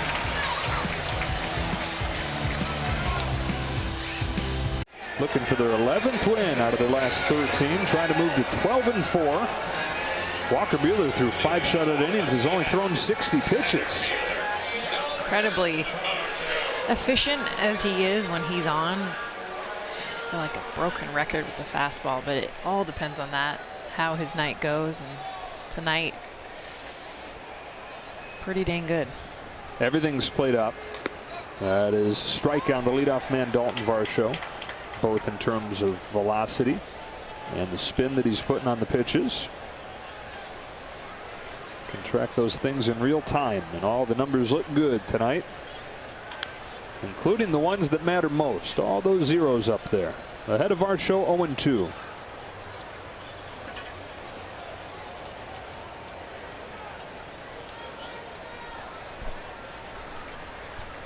Dalton Varsho had that good at bat. His last at bat, he's got really good bat speed.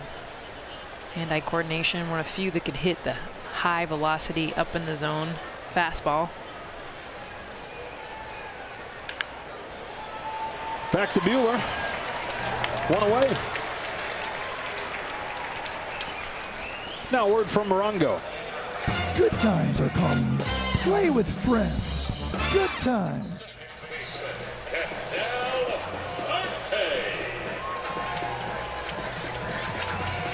Interested in this at bat. Ketel Marte had that collision with Pavin Smith a couple innings ago and looked pretty shooken up, and that, rightly so. I mean, they collided, him blindly going back, but the best player on this team.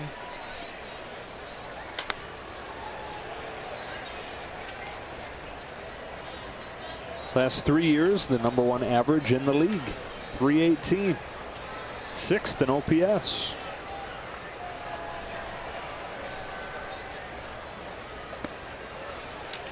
One ball, one strike. Waiting for this bat to get hot. Kind of seen that across the board, across the field. A lot of really good Dodger hitters still hitting under 200.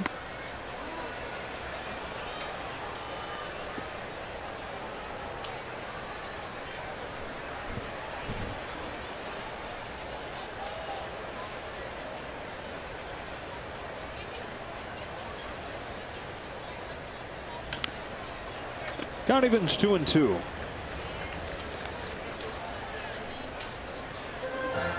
Tell you what, Walker Buehler, one of the hardest things I feel like for a right-handed pitcher to do is to get in to lefties. Just to be able to find that area. And Buehler, and anyone who knows him too, I mean, he is fearless. A lot of pitchers struggle. They're always good arm side, which is that outside area, but to be able to get in that zone, he's so good at it. Cracked on the ground to second. It's another ground out. 9 of the 14 balls in play for the Diamondbacks today have been on the ground.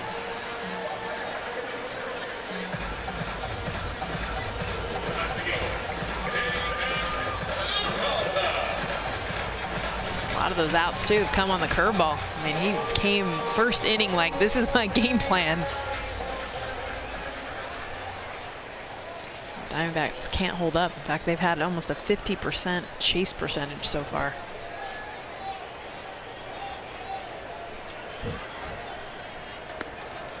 First one to Peralta, misses.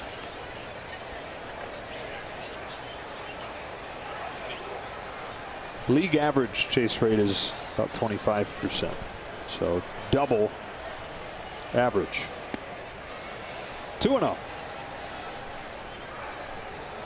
Dodgers are like 28, or no, they're even below that. Yeah. 23. Just throwing out numbers now. Just, yeah, whatever. They're really good.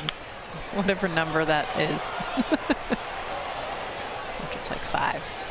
Sure, that sounds impressive. They chase 1 out of every 20 pitches out of the zone. They're that good. Robots. No one's ever done that. No. 2 balls and 1 strike. David Peralta, who has grounded out twice himself tonight. He flails at a breaking ball, and it's 2-2.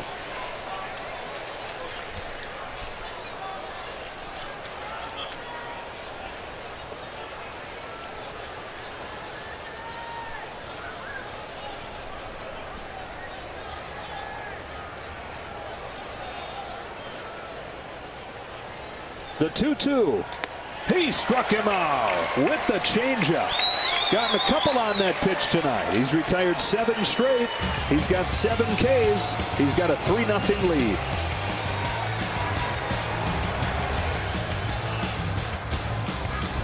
Opposing sides, Freddie Freeman, Kenley Jansen prepare to face their former teams for the first time. Doc Roberts, professional golfer Fred Couples hosts a team golf outing on the Dodgers off day in San Diego. Don't miss Backstage Dodgers Friday, presented by Cadillac. Doc talking smack. He's got no chance. Careful what tree you're barking up there, right? Dodgers up 3-0. They got 2 in the first, 1 in the 5th. And now into the Arizona bullpen. Tyler Gilbert delivers ball 1 to Gavin Lux.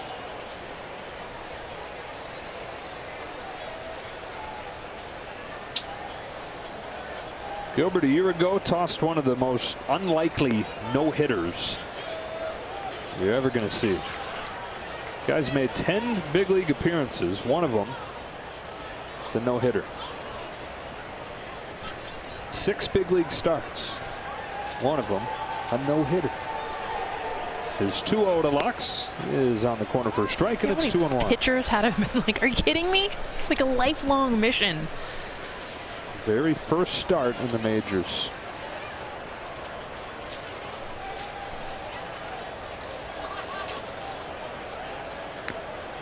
It only happened one time otherwise in the modern era, so back to 1900. Bobo Holloman, St. Louis. Bobo. Old Bobo, 1953. No-hitter in his first game. Of course, the Dodger thing that pops into mind is Ross Stripling, who almost did it in San Francisco. Perdomo gets Lux. He's gunning for his second infield hit of the night. Back when it was a big deal to take a pitcher out when they had a no-hitter. Now it just happens all the time.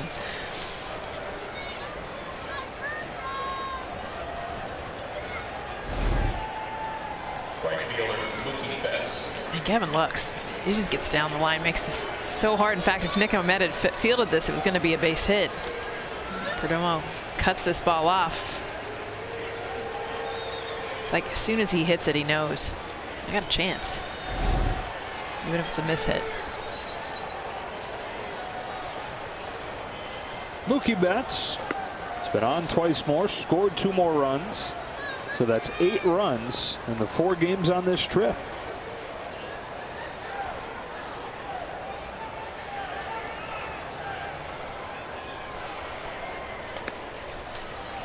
Two and 0.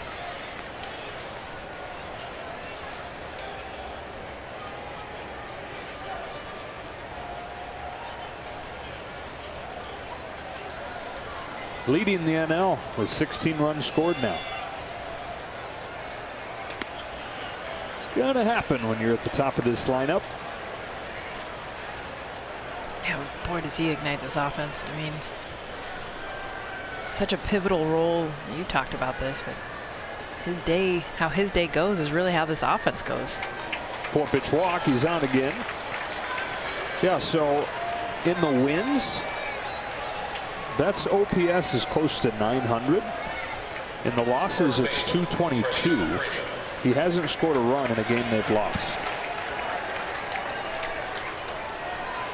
So coming into the game, 14 runs scored, all of them coming in wins. Granted, there's a lot more wins than there have been losses so far, but when he scores, they win. 1-on-1 out, Freddie Freeman.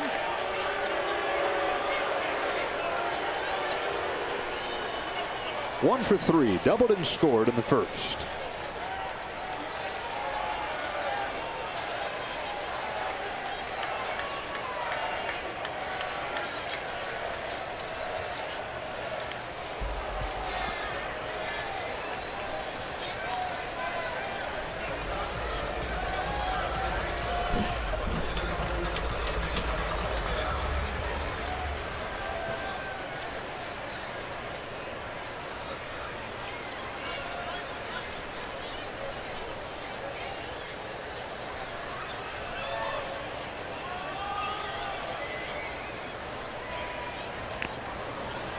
Fouled off the glove, 0-2. He's one of the few batters in baseball that can be laid on a curveball. And not because it's a bad thing. I mean, he just has ability to trust to wait, hit everything almost off of that back left leg. Watch where he hits this. Carson Kelly is like catching it.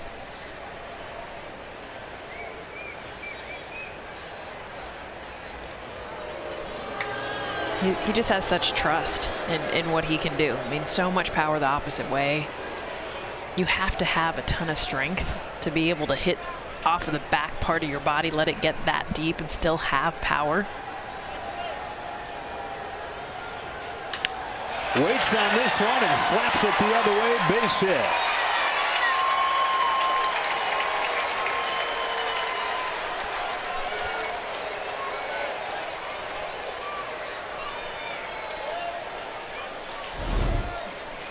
It's so good. I mean, just waiting, and this is signature Freddie Freeman. Being able to hit it off of that back leg, poke it through. There's nobody on the left side. An easy base hit. Back-to-back one-out base runners. 3-0 game here in the 7th. And Trey Turner, who came up with 2 runners on in the first inning and drove them both in.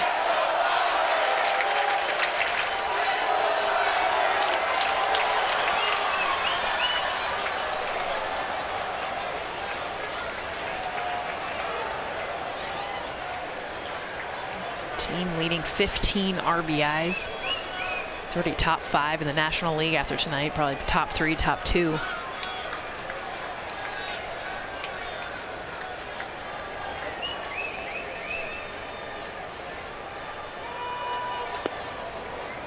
Took one down the pipe there.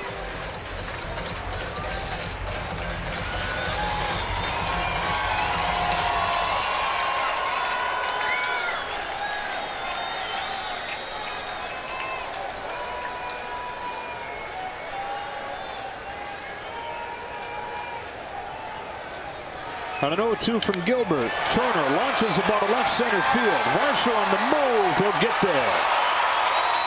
Betts will take third at the corners with 2 out.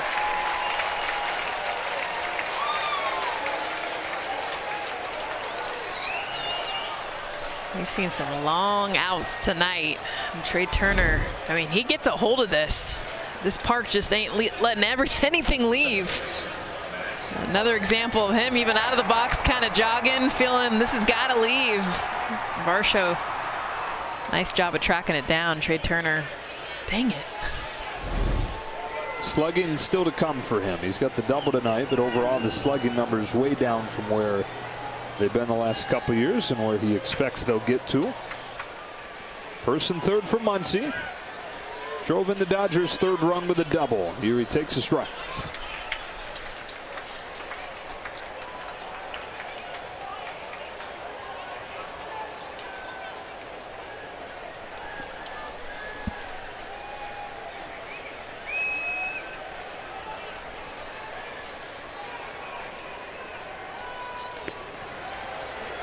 Perfectly placed, 0-2.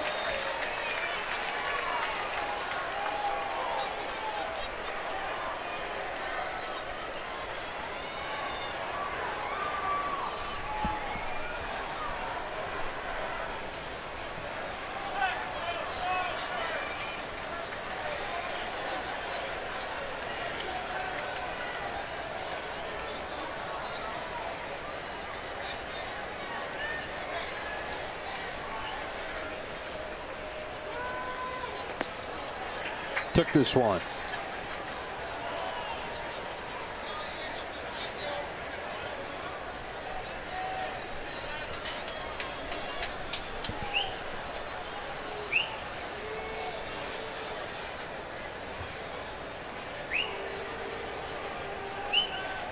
The 1-2.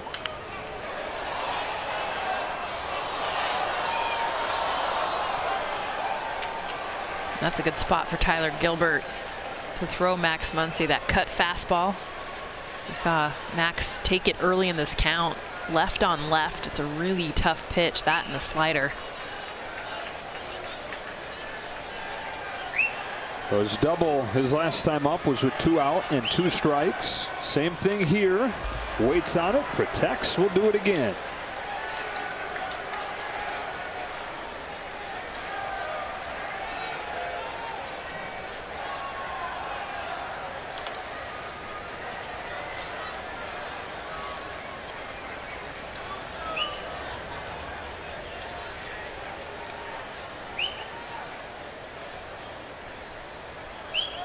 Another 1-2. Popped up. Left side of the infield for Perdomo. And that'll wrap up the Dodger half of the 7th. We stretch in a 3-0 game. Walker Buehler, 7 strikeouts in this one over 6 scoreless innings. Dodgers have a 3-0 lead as he goes back out there for the bottom of the 7th and tries to become just the 2nd Dodger pitcher to complete 7 this year. Clayton Kershaw, of course, has 7 perfect innings in Minnesota. And Buehler very much in the range where he needs to be in terms of pitch count to make that happen.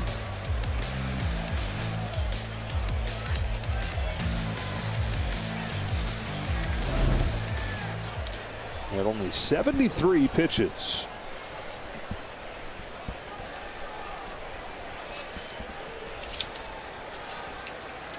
Middle third of the order, Christian Walker. That was one of the 2 hits for the Diamondbacks tonight. Nice job setting up the hitters with the fastball, but it's been, as you saw, the breaking ball, the changeup. It's gotten the big outs. Hitters are 0 for 5 on his curveball, 0 for 8 on his breaking balls together. Well, he's thrown 19 curveballs tonight. He threw 22 curveballs his first 3 games combined. Career high, if you're wondering, 24 curveballs. I was wondering, so I'm glad you. I'm here for you. I was like, I wonder how many he's ever thrown. It's 2-1. Are you being sarcastic with me right now? No. It's genuinely curious. Oh, that's why I give it to you.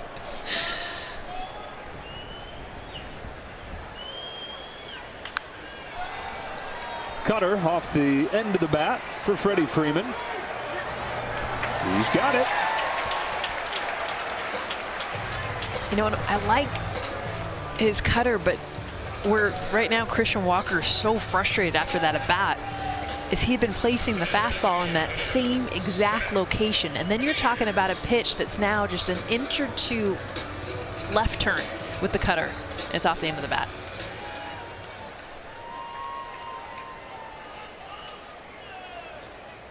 And that is a snapshot of some of the evolution of Walker Buehler, who said early on in his career he wanted to strike out everybody. He was all about missing bats, and he's still going to do that and hopes that he does that at a high rate. But he's perfectly fine with getting it off the end of the bat and getting it out that way. That's how you get to 1 out in the 7th inning on 77 pitches. Exactly, because they're trying to strike everyone out. It takes a lot more pitches to do that. Seth Beer, who grounded out and got hit by a pitch. Pops the first pitch curve into left center. Back to left it goes for Gavin Lux, and he gets him on 1 pitch on the 20th curve of the night. 4 shy of the number you were wondering about. We just need a tally, like in the bottom left corner of the screen. Curveball counter. Curveball count. Is he going to break it? Edge of your seat.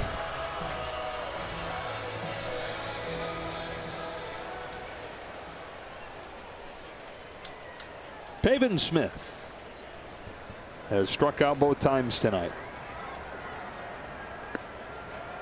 Strike 1. What's cool about this is, I mean, you mentioned it, but like you just don't see pitchers ever throwing this late in the game. What that does for the bullpen, first game of a series. And because that pitch count is lower, we've seen no hitters, perfect games. I mean, it doesn't matter. You're getting pulled if you hit a certain amount of pitches that we just don't want to go over, especially early in the season. Season high for Buehler's 98. His 1-1. Just outside, ball 2.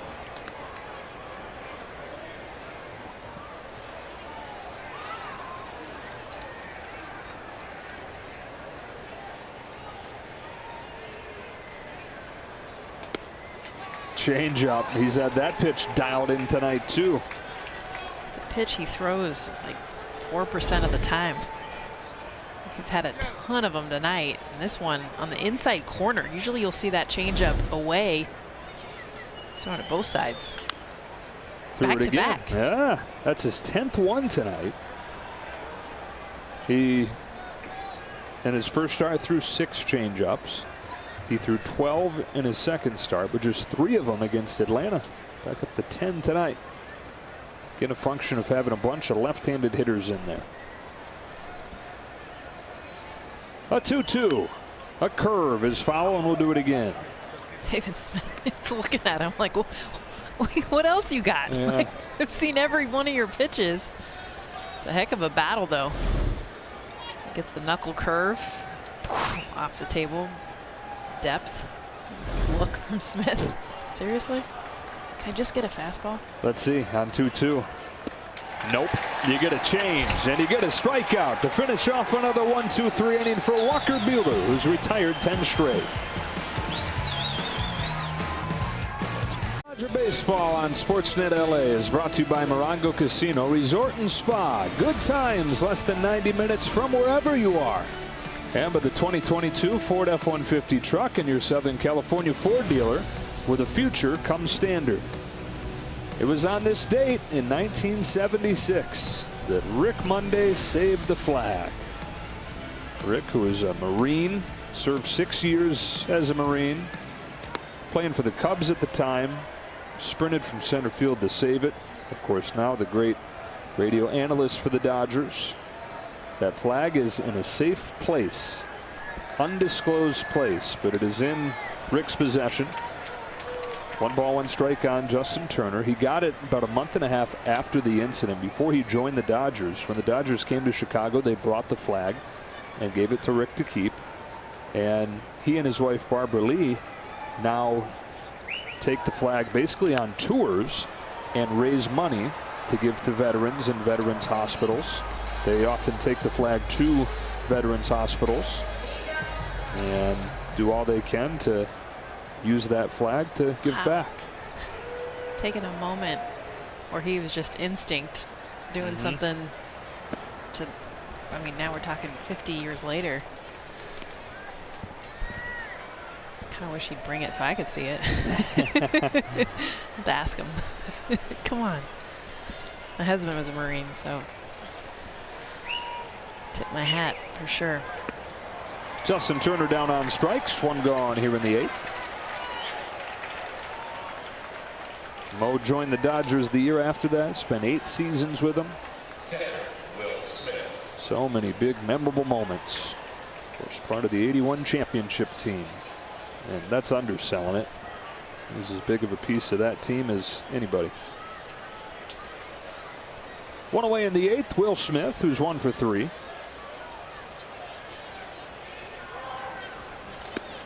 Swings and misses, 0-1.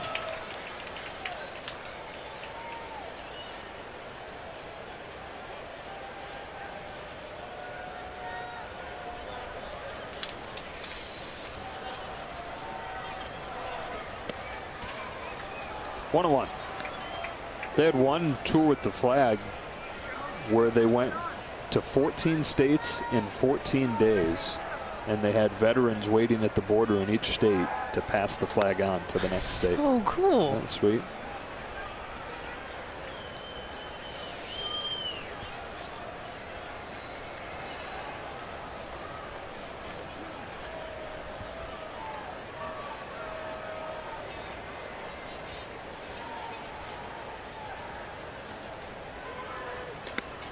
Three and 1 on Smith, and the initial idea to start raising money was, the first thing they were doing was taking the flag to the veterans hospitals, and they were coming away saying they're just unimpressed with the places, and saying we got to do something about this. We got to do something about the conditions that these men and women are being treated in. Smith turns on a ball, way back to left and gone. Will Smith with his 2nd home run of the year. And the Dodgers have a 4-0 lead.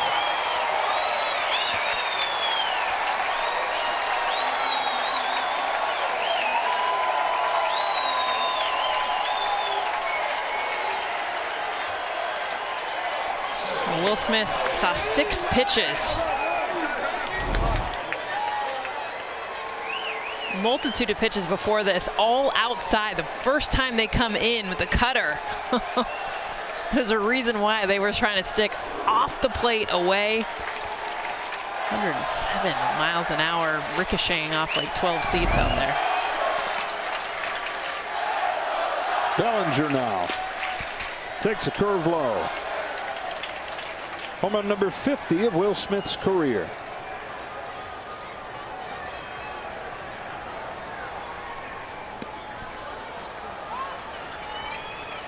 One on Bellinger. Facing a lefty here. Took a lefty deep yesterday. He's already got 4 lefty-lefty hits this year. He had 10 last year. I think back in the good old days of Cody Bellinger, I mean, that's what he did in that MVP season. Just dominated left-handed pitchers. I mean, everybody. But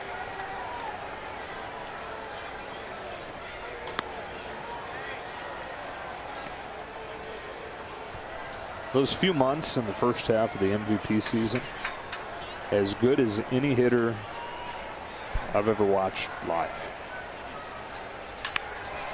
Sharply hit, but right at Perdomo. 2 out.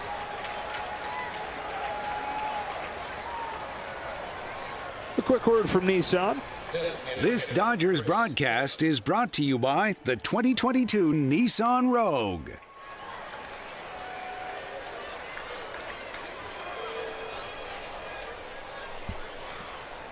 Been a good game for Taylor. Double and a walk. After a rough finish to the San Diego series yesterday.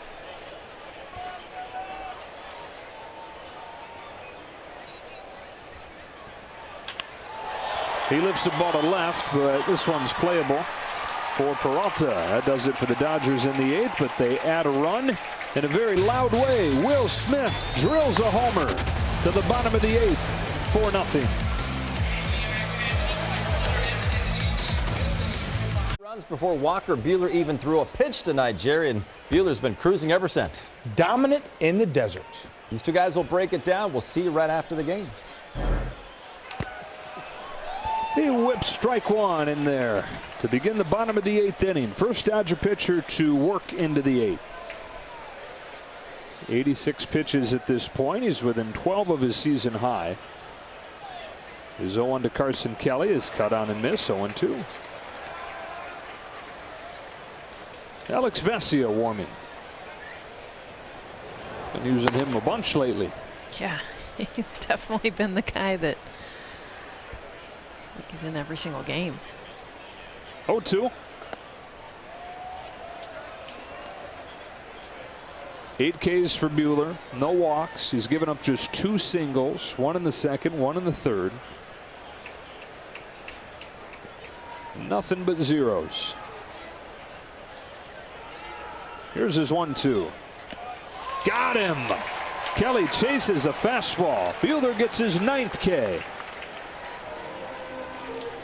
Just a beautiful job. I mean, you look at just what he did in this at bat. Every single zone he hit, then he finishes them off. Fastball just off the plate outside after he had elevated, came inside a little bit.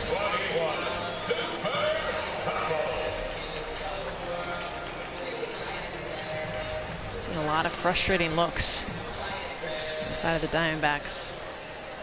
A pinch hitter here, Cooper Hummel. And Buehler looked over to the dugout, I think, and said, "I'm good." Normally you see a visit with the scouting report when a pinch hitter's introduced. He says, stay there. I'm in a rhythm. Don't mess with it. I was going to say, I don't think it had anything to do with him being like, I know this hitter. It's like, it doesn't matter who you put up right now. I got this.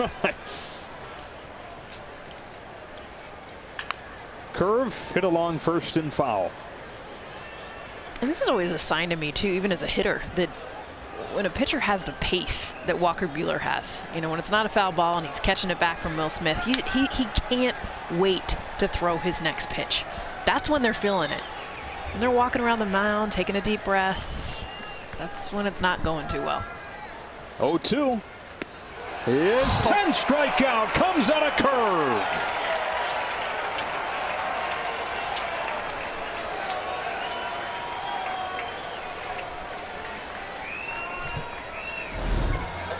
Curveball, a dirty pitch. Had so much success tonight with it. Beautiful location. That is 10. That's a jumbo jack for everybody at LA area restaurants. It should be like bonus if it's one pitcher. I like that idea. Like throwing the fries or something, yeah. Guys. Jordan Luplow makes his Arizona debut here and gets a first pitch curveball. First pitch he sees this year is a curve from Buehler, and it's strike one. Welcome. Yeah. Now, there's a 96-mile-per-hour heater that misses 1-1. Yeah, that's when you're like, seriously, couldn't I have gotten in like anyone else last series? I gotta face Walker Buehler when he's dealing. Yep. Through 7 2/3 scoreless. Home of the 1-1. This one popped out of his hand. Ball 2. Luplow, a veteran that's bounced around and landing here in Arizona after finishing last season with the Rays.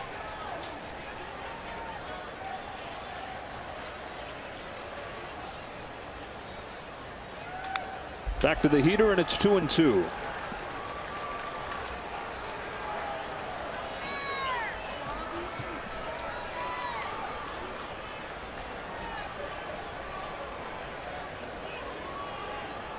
Walker Buehler wasn't quite himself at times first few outings. Back to the old Buehler tonight. Dominant. Full count on Luplow. The left-handed batting Varsho's next. Next pitch is the 98. This could be his last hitter. He knows that. What does he try to finish with? A fastball that is skied to center field. No big deal. Cody Bellinger's there to finish off 8 scoreless innings for Walker Buehler.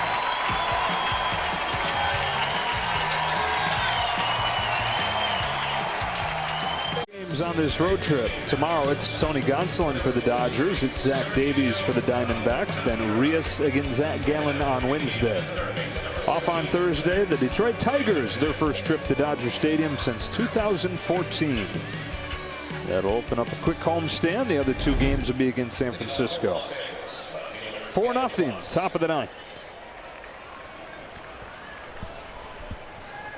2 in the first, 1 in the 5th, 1 in the 8th. The 9-hitter Gavin Lux to lead off against Tyler Gilbert.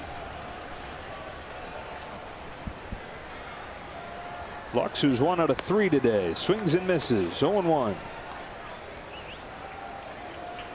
Giants won today. Now 12-5. Rockies lost to the Phillies, playing them for the 2nd time already. Rockies now 10-6. Padres were off. They'll start a series in Cincinnati tomorrow, playing them again. 2nd time in 3 series. It's kind of a good deal. Yeah, right. Sorry, Cincy fans, if anyone's watching.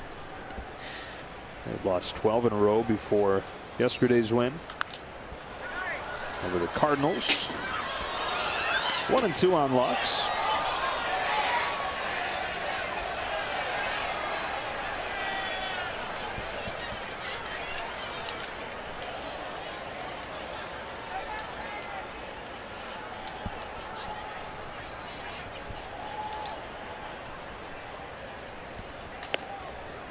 Count evens 2-2.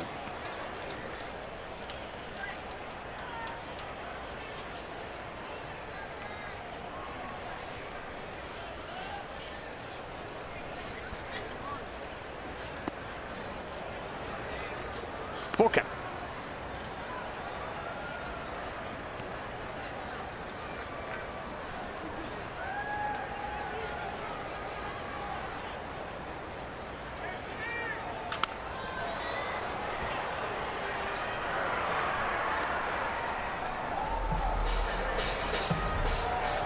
Broke that back, gonna go get a new one.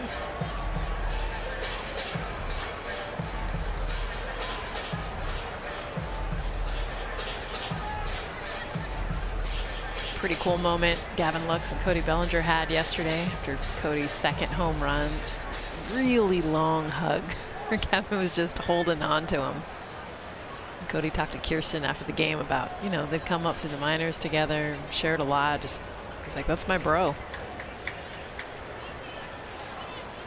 Give bro hug new meaning there. Yeah. Rare chase from Gavin Lux, and he's the first out of the ninth.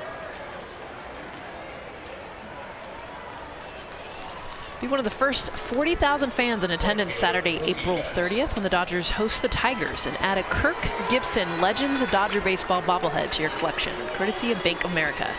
Visit Dodgers.com/promotions or scan that QR code on the screen. Betts has reached 3 times for the second game in a row. Single and 2 walks tonight. Couple more runs scored. Hits the first one that he sees way up there. Sounded good, but got under it. Smith has it. 2 out. First baseman, Freddie Freeman. Dodgers up 4-0. Up comes Freddie Freeman. 2 more hits for him.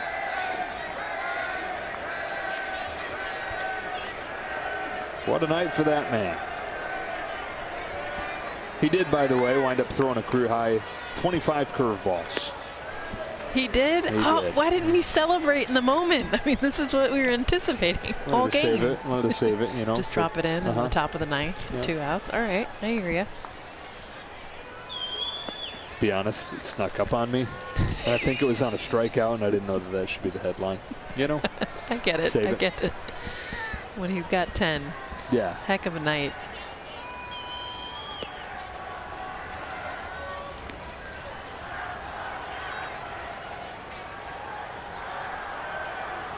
That's interesting. When he came off, he didn't get any high fives or handshakes, but he's at 98 pitches. It would be shocking to see him go back out, just with the way the Dodgers have managed pitchers this year. But there's not been a single high five, and nobody's warming in the pen right now. Yeah, he doesn't. I guess you wouldn't wear a jacket in this warmth. But nope, he doesn't. he'd be crazy. Nothing about him looks like he's done. Let's see. Let's see. He's hiding back there.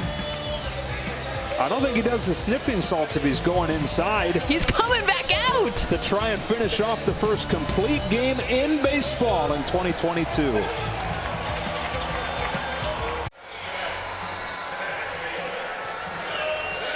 Walker Buehler to the mound for the 9th inning. Dodgers up 4-0. Top of the order's up there for the Diamondbacks. Buehler's thrown 98 pitches, which matches his season high.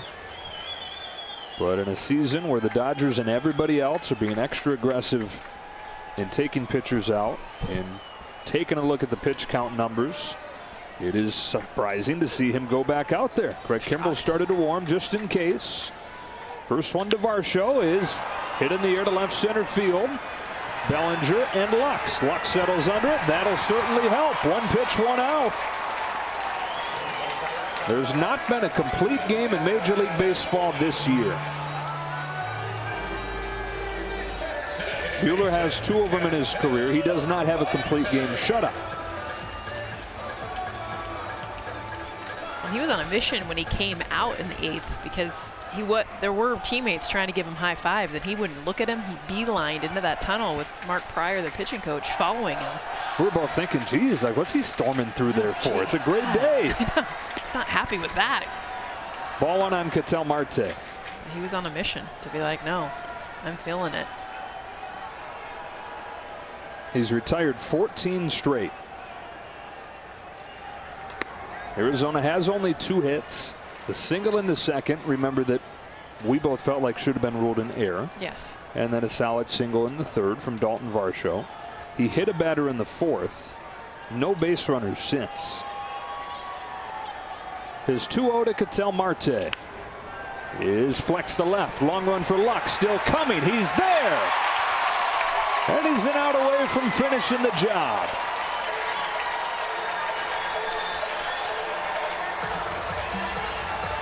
This is impressive. I mean, he's gone over 100 pitches, and this is just not happening right now in baseball. Definitely not in April. We see no one's even pitched a complete game, but we don't see guys get into the 7th, sometimes not even the 6th, and here he is in the 9th, and out away from completing this. David Peralta 0 for 3 with one of the 10 strikeouts for Buehler. Popped up, out of play, strike one. And to think, the talk coming into the day was, well, the rotation's been great. Buehler's the outlier in that he's only been okay, with an ERA above 4 coming in. Gave up 8 hits, lasted only 5 innings in his last outing. But he found it and deployed it against this overmatched D-backs offense. 1 ball, 1 strike. Still touching 96.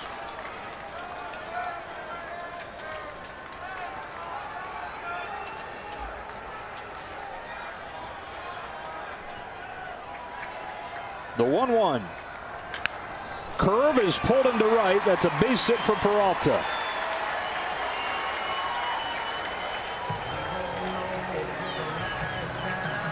So the first base runner for Arizona since the 4th, the first hit since the 3rd. And Christian Walker comes up. Mark Pryor gets off the phone. No move from Dave Roberts just yet. Kimbrel's saying, what's the word? What's the deal? Am I going in? What's happening?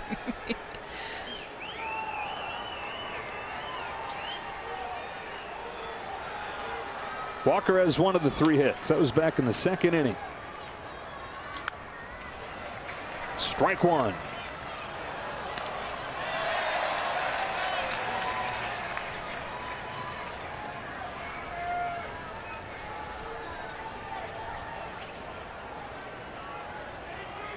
Pedal to the metal tonight.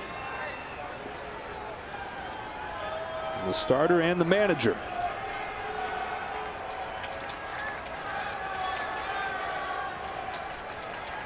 Buehler's 0-1. Cuts in there for strike 2.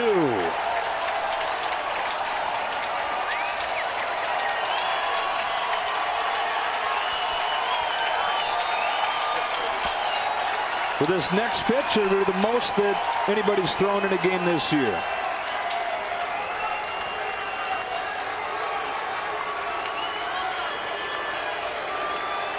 The set for the 0-2. Deep line drive, but Bellinger's there, and Walker Buehler has gone the distance. He does what nobody's doing. The first complete game of 2022 is the first shutout of Walker Buehler's career. He came in with all his pitches. A lot of the talk was on his fastball not being as hard, not having the same spin rate, and that was the first pitch out the gate. Then it was the curveball, then it was the changeup. Every single pitch he threw, the Diamondbacks could not figure out a solution for. I love that he stayed in there because he understood that, honestly, as this game kept going, he got even better. Play of the game, Walker Buehler. 10 strikeouts tonight. He retires 16 of the last 17 that he faces and gives up just 3 singles. 1 in the 2nd, 1 in the 3rd, 1 in the 9th. Shuts the Diamondbacks out with an impressive performance. And so the Dodgers get their 11th win out of their last 13 games. They are 12-4, the best record in the majors. And the best performance in the majors this season from a starting pitcher comes tonight in Arizona from Walker Buehler. For Jessica Mendoza, Kirsten Watson, and the rest of our crew, Joe Davis saying so long from Chase Field. Game 2 of the series tomorrow. It's Tony Gonsolin against Zach Davies at 6:40. We'll talk to you then. Have a great night.